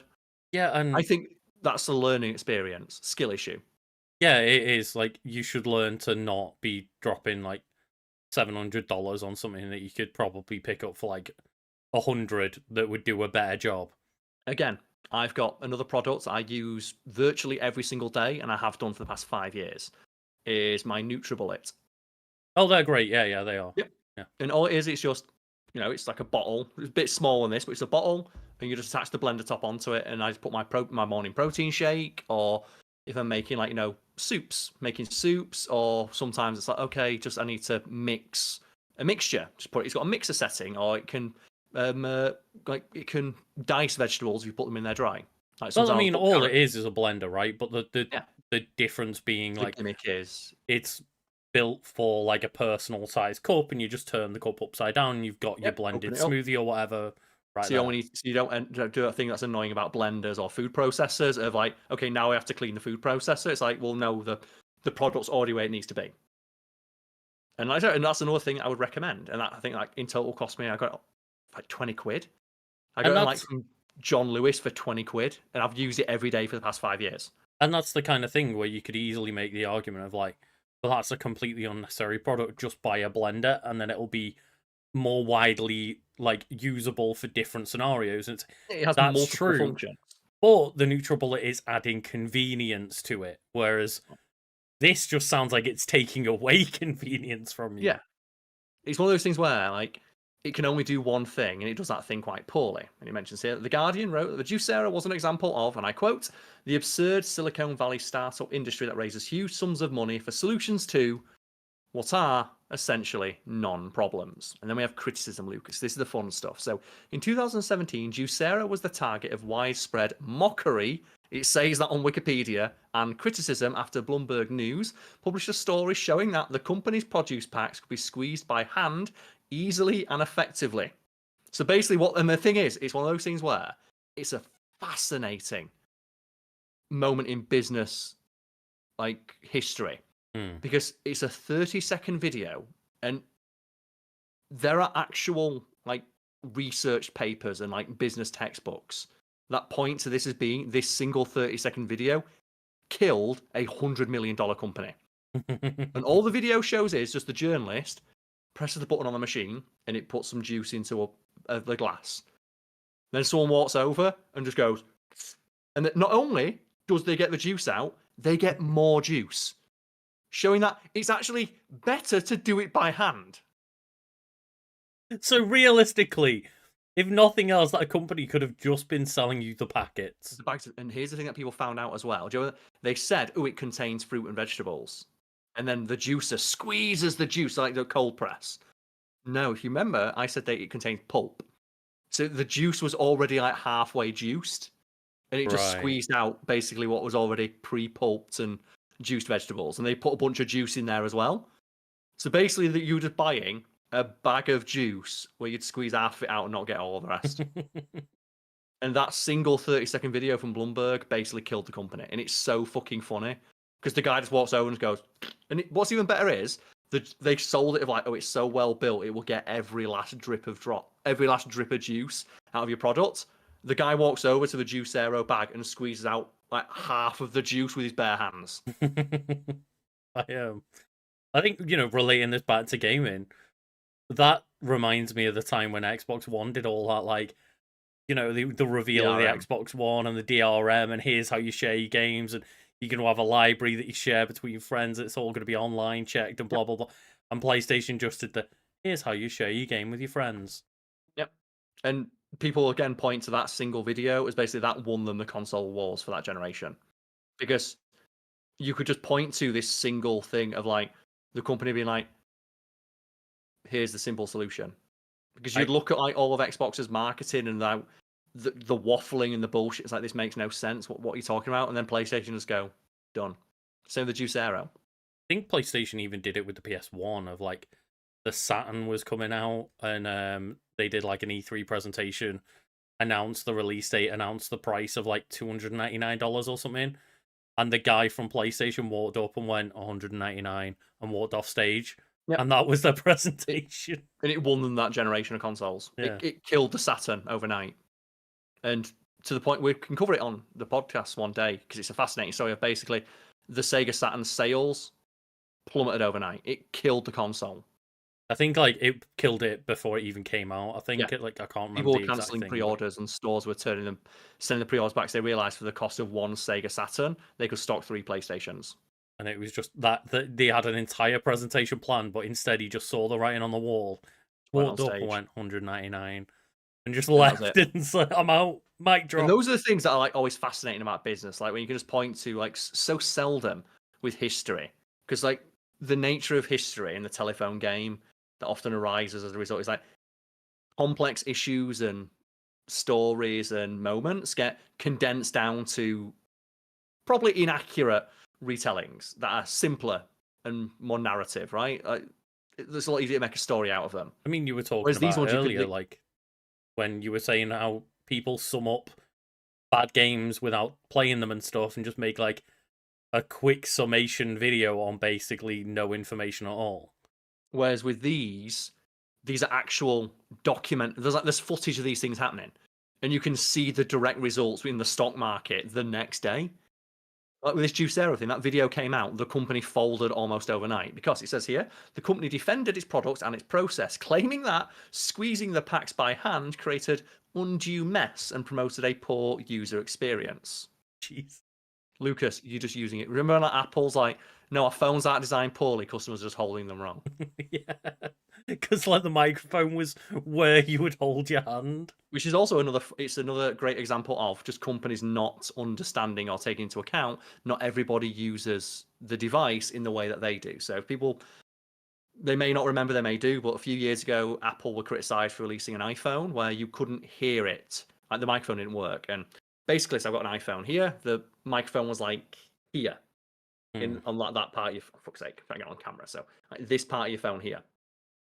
So when you held your phone like a phone, the heel of your palm, if you were right-handed, not if you were left-handed, so that's another thing they didn't take into account, but the heel of your palm would cover up where the microphone and the sensor was. So if you try to talk on your phone like a phone, you would cut off the antenna and the signal, and your calls would drop. And Apple told people they were holding the phone wrong. That's because literally every single person at Apple talks on their phone like they're on The Apprentice, like this, like a knobhead on the bus. And just at no point at all during production did they ever consider people might hold the phone like a phone. And as a result, they thought nothing of putting the antenna in the microphone in a place where the heel of someone's palm would cover it up. And again, as you say, like, you know, even just left-handedness is something that is rarely taken into account, despite it being what, like 15% of the population or something like that. Yeah. Well, so I've got my Joy-Cons in front of me, like the Nintendo Joy-Cons. So here's like a Joy-Con. They're held here. The infrared section is here. And if you look at all the adverts of people playing Joy-Cons, they hold them like this. And that's because that's how they intended people to hold them. But if you actually try and hold them like a controller and, like, you know, nestle it in your palm, you've seen this happen, haven't you, Lucas? Because I play with single Joy-Con sometimes. Again, the heel of your palm covers up the infrared sensor, and the blood in your hands cuts off the signal. Because they just never considered that people would not hold it in the very specific way that their marketing told them to. Because everyone internally knew exactly what they were doing. Yeah, it's very funny when we're playing of like me and our friends will be playing on like wired controllers or pro controllers, and Karl decides by choice to use a single Joy-Con. Yeah. And then he's like, God damn it, my Joy-Con's cutting out again. Oh, yeah. And it just, because companies, you need to, I think I talked about it in like the break where you were gone, it's like it's a professional idiot. Like you need to bring someone in who has no idea how this thing works and hand it to them. Yeah. And ask them to figure it out, because more often than not, there will be issues that get raised that you wouldn't have considered as someone who knows how the device, product, or service works. Yeah, you should always get people who have zero idea what they're doing to test your products. Yep. And just see what, because best case scenario, they immediately intuit how it works, and it's a great boon for you because you know now that your product is very intuitive to use and that the user experience will be seamless, even among people who have no idea how it works, so it's their first time encountering it. Worst case scenario, they fuck up and you have something to fix before a mass audience gets their hands on it. Yeah, you're actually able to iron out some problems and figure out these things that should be simple before it makes it to mass fucking market levels. You don't end up with situations like having to go on the news and tell people they're holding their iPhone wrong because you want to save face. And you don't want to admit, we never thought of this problem. Same with like when companies have to go on and say, like, why can't black people use their Face ID on their phone? They don't want to say we've got no black people working for us. They have to say, oh, it's a technical glitch. Like, just if you'd hire some black people, you wouldn't have this problem. Like, not even obviously hiring. Like, you don't need them necessarily on like your team that like they want to say any of that shit. But it's like at least just get people that have diversity to like come in and test your products. Like, and when I say diverse range of people, like I mean also different genders, different sized people, different age people of different levels of like expertise, education, socioeconomic background, and all that stuff. Because ultimately, again, I mentioned this during the break, companies won't want to sell their product to as wide a range of people as possible. So why don't they have their teams filled with as wide a range of people as possible to ensure the products will work for them? It's like, I think the most harrowing one is seatbelts. Seatbelts are designed for the average man from 1960. And you'll notice that I think maybe 1970, the average man today is not the same size as the average man from that many years ago. Neither is the average woman. Yeah. And that's why if you go look at the statistics of like women dying in car crashes, so much more than men.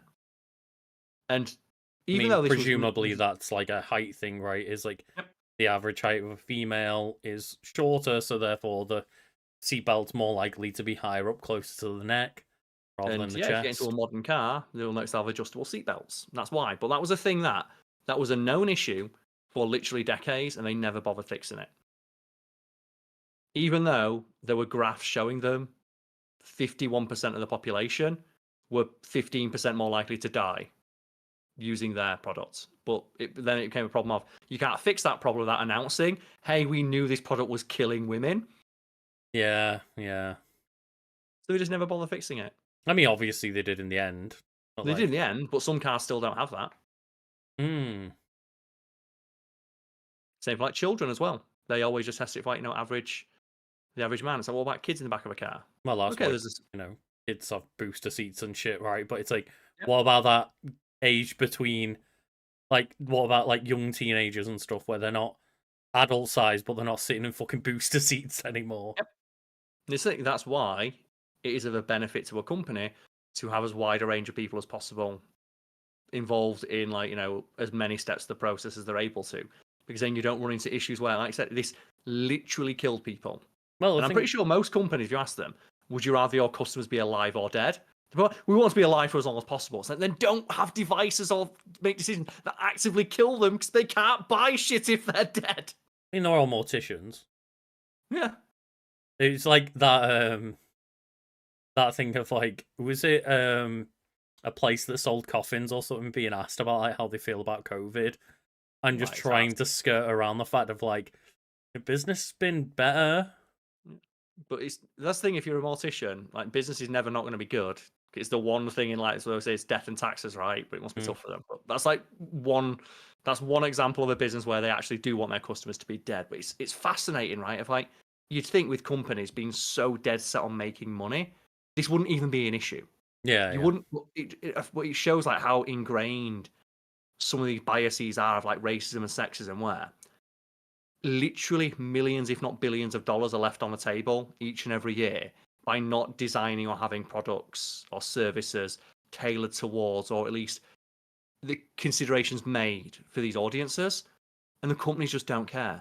Yeah, it's wild to me that still to this day so many people don't think about like accessibility in terms of a multitude of different like disabilities and things of just but if you make things more accessible, okay, that costs a bit of money to do research, but it means you have a wider audience of people to spend the money on you.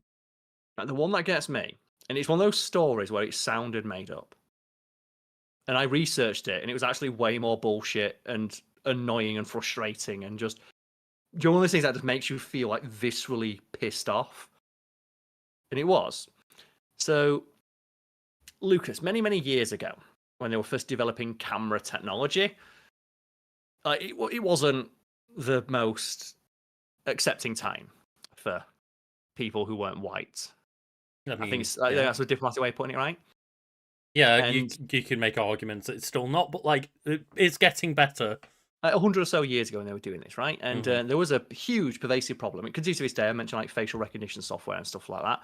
That often doesn't work with people with a dark complexion, but especially many years ago, it was almost impossible for anyone with a dark skin or a dark complexion to take a decent quality photo of themselves.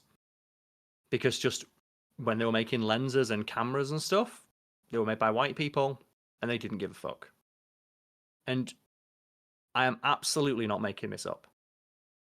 And it's going to sound like I'm making it up, Lucas. This is going to sound like bullshit, but this is Okay. 100% true. Do you know why Kodak eventually started researching how to better capture darker skin tones? I don't even Well, want to hazard a guess from the way that you've set this up. it's not because black people complained, because they didn't care about that. But Joe did complain. Like, Lucas, what, what kind of person, but what company would need to have a high quality camera that can take pictures of things that are dark? I don't.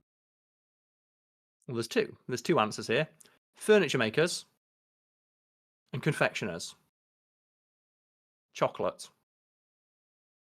Okay. This is like this is a fact fiend article that I'm going to write one day because it is fascinating and frustrating in equal measure. Of Kodak, when camera technology became ubiquitous and adverts would start having photos of products in them, chocolate manufacturers and furniture manufacturers kept complaining of, we can't capture the detail of our products with your cameras. What's going on?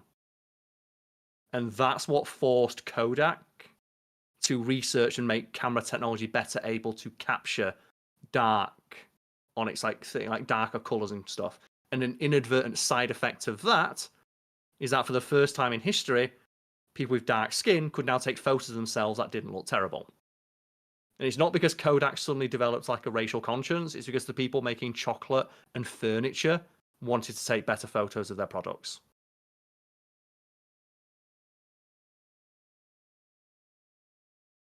Yeah, I was not going to guess fucking chocolate. No. And that's why one day in the future, there'll be a Fact Fiend article called How Chocolate Helped Black People Take Photos of Themselves. And it's going to be like, what the fuck is that title? What is going on?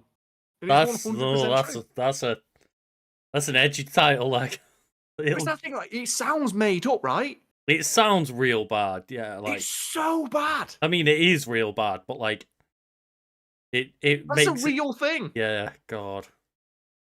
Because like it was just like confectioners and furniture manufacturers, like, we try to take a picture of our product and you can't see the detail. It looks bad. The photo looks bad. We can't use this for advertising. You need to make better cameras. Just Cadbury's knocking on the door. I think it was like not Cadbury's in America, but yeah, Kodak. It's got yelled at by like just manufacturers of products. It's like imagine trying to sell a sofa with like, a dark leather sofa. It just comes out, it's like we can't see any detail on this sofa. It looks shit. You can make better cameras.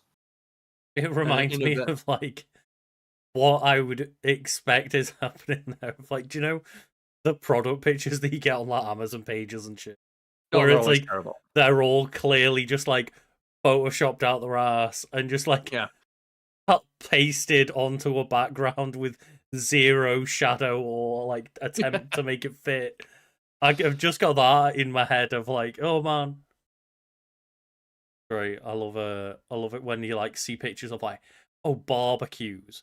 And they haven't taken a picture of like a barbecue that's on. They've just like gotten PNGs of sausages and just put them on top of the picture of the grill. Well, that's like one of the funniest trends is I recommend if people want to laugh, just go Google bad swimming or paddling pool photos. And it's like manufacturer of paddling pools photoshopping the paddling pools to be massive, and they photoshop like tiny little children in them like a foot tall. It's like either these kids are like 4 inches tall, or this paddling pool is like the size of an Olympic swimming pool. It reminds me of like looking for dog products like dog beds and stuff. And was it really that hard to get a dog to sit on a dog bed? Did you really have to get like poorly clipped out picture of a dog. It's never the right size, right? Is it? Because like, No. if it was an actual dog sleeping on it, you could make a judgment But based on like it's like a picture with the wrong size, the wrong perspective, the wrong angle that doesn't match up. That is just pasted on top. And this is what I'm fascinated by. So there's this thing. It's called like truth in advertising, and there is a lot of rules about this. And because there are a lot of rules, there are of course a lot of loopholes. So, for example, it is illegal to misrepresent a product's purpose or stated dimensions. Of course, Amazon don't give fucks. Those companies are in China and they don't care what rules they break. They'll just re-upload it with a different name and sell it. But yeah, for example, if you were selling, say, this bottle of water, you couldn't have an advert where you Photoshop the bottle of water to be massive.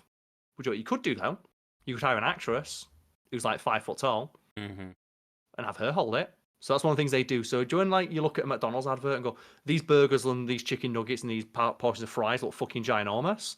A lot of the time, they just hire actors who are only 5 foot tall. Yeah, just people with like really small hands and stuff. Yeah. Yeah, and that's the thing. They're not lying. That's how big the product is if you're that small. And I love that there's like, that's one of the things, that's why marketing people get paid the big bucks. Because they know exactly how far they can push it before it's against the law. See, that's what they should do with like, you know, those like food eating challenges and stuff. Yes. Of like, come to us, pay like 50 quid, you get this big massive meal, and if you can finish it, we'll like you have it free, or you'll get a prize or whatever. Yeah. They should just hire like 7 foot tall people to come in and take a picture of pretending to like take on the challenge. Well, that's another thing they can do as well for technology. If you want to showcase it being smaller than it is, hire very large actors or spokespeople to make it look smaller. Same for cars. Like for car adverts, if they've got normally the car advert is not real. Fun fact: most of the cars in adverts aren't real, because their adverts are made before the car's design is finalized. They actually have this thing called like the rig, and it's basically just a car made of like wireframes that they Photoshop the car onto. Yeah. But like they'll hire smaller actors and stuff because then the car looks roomier. Isn't that fascinating? But that's not against the law. It's dishonest. You could argue it's dishonest, but it's not against the law. Yeah, and like as I've gone in, that just brings up like fuckery with serving sizes and serving sizes. Yeah, like yeah, that's another thing you could do. It's go ahead. Yeah. I remember it's about soup. That was one where it's it was Campbell's soup got in trouble for putting marbles in soup in adverts, which would cause the vegetables to rise to the top. And they said you're misrepresenting the amount of vegetables in the soup. Because obviously, aesthetically, when you've got a picture of a bowl of soup, you want the vegetables to be on the top, right? And they couldn't figure out a way to get the vegetables to float, so they put marbles at the bottom of the bowl and made the vegetables are on top of the marbles. Of course, yeah. That's misrepresenting the product, and they got sued and they got told to cut that shit out. However, there's nothing to say they can't get a bowl that's only that thick or that deep, sorry, and then put soup in that. Yeah, so like the ones where they put like cereal in like glue instead of milk and stuff. But I was more like, I think they were talking about like the fact that in like, say for example, you have a can of soup, which is a can of soup. One person is consuming the can of soup, but they can claim like, look how low it is in calories because there's 4 servings in this one can. Technically, and there is rules about that of like what constitutes a serving. There's a few rules about that, and but you're able to skirt around that by saying it's not this one can is a serving for 2 people. Yeah, so you can like halve the amount of salt and calories in it by saying it serves 2, which is not accurate, but it is if you read the description, because they're not technically lying. It's like the one that gets me is it's like Coca-Cola. Like you get a bottle of Coca-Cola and it says 3 servings per bottle. It's like, who's getting like drinking a third and putting it back in the fridge? A 500ml bottle and you're sharing it between like 5 people, are you? No. It's like the other one is, like, and I remember it's like an interview with a food dresser, or food dresser for like advertising, and they said, for example, when you see someone eating a bag of Doritos on an advert, they're eating a perfect bag of Doritos. No bag of Doritos is perfect, but we can't lie and get them to print or make new Doritos that are perfect. What we can do is buy 500 bags of Doritos, go through every single one and just find only the most perfect Doritos to put into a fresh bag. Because realistically, you could get that bag. the odds are almost nil, but technically that bag could exist. Yes, because they're using that is the product. They are using products that they found. Saying for like burger buns and stuff like McDonald's, like your burger's never going to look like that. It could though, because they are using the products that they sell. They're just making them look the best they possibly could, and they get like the best looking burger, the best looking bun, the best looking lettuce, the best looking tomato, and then put it all to create a theoretically perfect burger that is still technically within the realms of what they would be able to sell. Now, you're never going to get that burger, but there's always a chance you might. But then it's when it comes to like can't remember which one it was relatively recent, like Taco Bell, Yeah, where that was they hilarious. got into shit because they like They're they bad. went so far into pushing all the ingredients to the front. It was like, this is completely not representative at all. Yes, because in the food industry, there's generally an accepted ratio. It's like 10% over or under. Most companies are always going to try and skirt as close to 10% under as they can, because if you can get every single one of your products that you sell to be exactly 10% under the legally mandated minimum you have to give people, you essentially save 10% on production costs, right? But the temptation will be you might go a little bit under and then you get fined. Yeah. It's one of those of like, they're always trying to push the boundaries and like, try and edge things out and just like get as close to possible as that, As close to a legal limit that they're allowed to go, where it's like just about representative of what you could get as a product. And that's the thing, knowing where that line is incredibly valuable. That's why companies will pay the big bucks. And it's like we've got Marsh and Orbit in chat about steamed tampons on hot food. That is a thing they do, because most of the time when the food is in a advert, it's not fresh. Sometimes it's like several days old. So to get the steam, because the product would be steaming if it was fresh, so it's not against the rules to make it look like it's steaming. But there's no way to get it to look like it's steaming unless it's freshly prepared. But if it's freshly prepared, it might not be perfect. So what they'll do is they'll like say a plate of peas. They will dig through a bag, like hundreds of bags of peas, to get the perfect set of peas. Cook them as close as they can, put it on the table, dress it, by which point they're cold. They will then sometimes boil tampons and put them behind the product so the steam rises off, as if to give the illusion that the peas are still boiling hot or fresh. Which isn't against the rules, because technically the peas would be steaming if they were fresh. If they were freshly prepared, then that's how the product would be, yeah. Yes.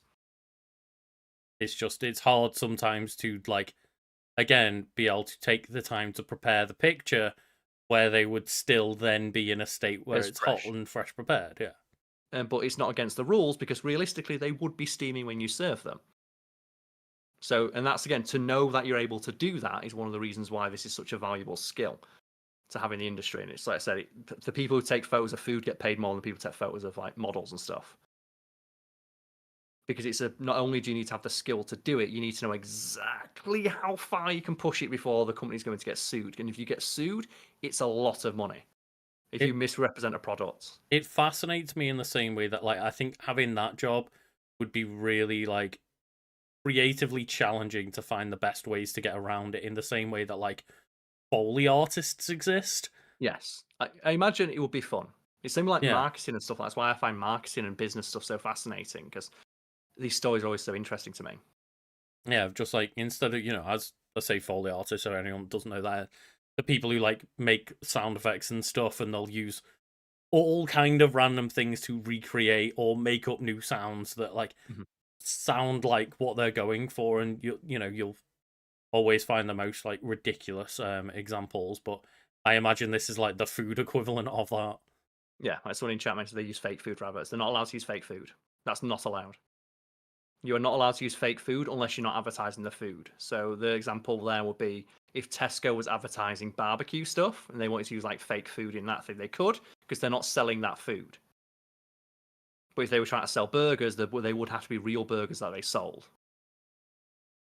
They might be able to do some fuckery with them, to like make them look impossibly perfect, but they would have to use their actual products. And if they were found to not be doing that, they would be in a lot of trouble with the Advertising Standards Agency.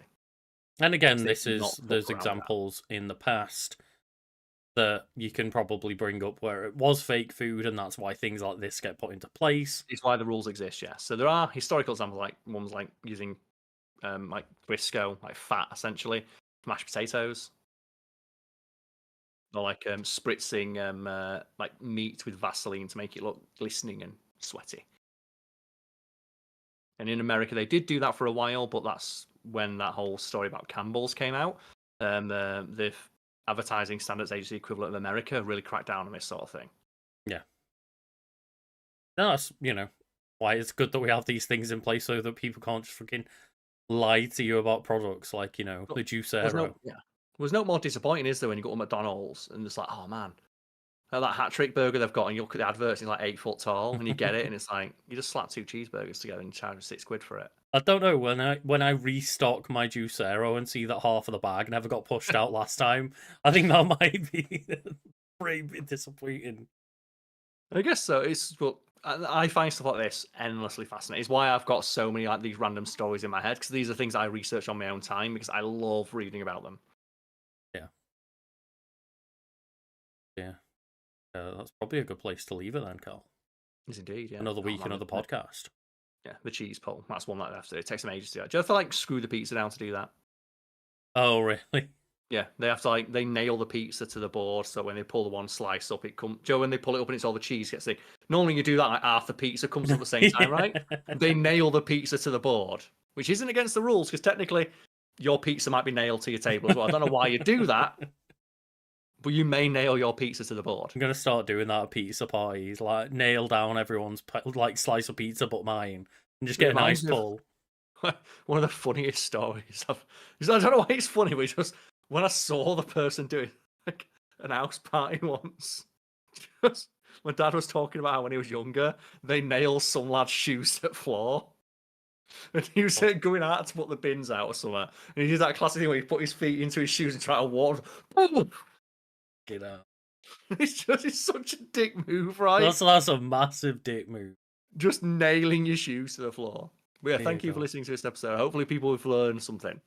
Hopefully they have. And yeah, this time I will make sure that people can let us know which wiki won this week. And of course, just a reminder that you can see the lovely Spunky on the video version as Pet of the Week right here. And Spunky is Pet of the Week, baby. You can use the links below to join the Discord, where you can either vote for free on who might be Pet of the Week in the Pet of the Week server, or you can just go ahead and join our Patreon at any tier, just even $1, and just that gets you unlimited amount of chances to submit your pet for Pet of the Week, and just don't spam it. That's all we ask. I just recommend if you've posted the last photo, don't post another one. Mm-hmm. That's a good rule of thumb, right? 1 or 2 a week. Just we're not gonna block you for doing a couple more, but just try to give everyone a bit of space. Yeah. That's all we ask. Yeah. Hopefully, we can see. Well, not hopefully. We will see. We will another Pet of the Week next week and get your pets in right now. As we say, we were not going to discriminate against any non-traditional pets or anything. Just get them in and give us a cool pictures. If anything, that'll be funny. I want to see someone coming like, this is my pet rock. This is my koala. It's like, where the fuck did you get a koala? This is my pet can of salmon. Let's go. No. We're not selecting inanimate objects, Karl. Hey, someone says it's their pet and they take a really good photo of it. Talk about food dress and stuff like this is my pet tin of salmon. It was my pet, now it's just a tin. Oh dear. Cheers, everybody. I don't know where to go from there. Thank you, everyone. Bye.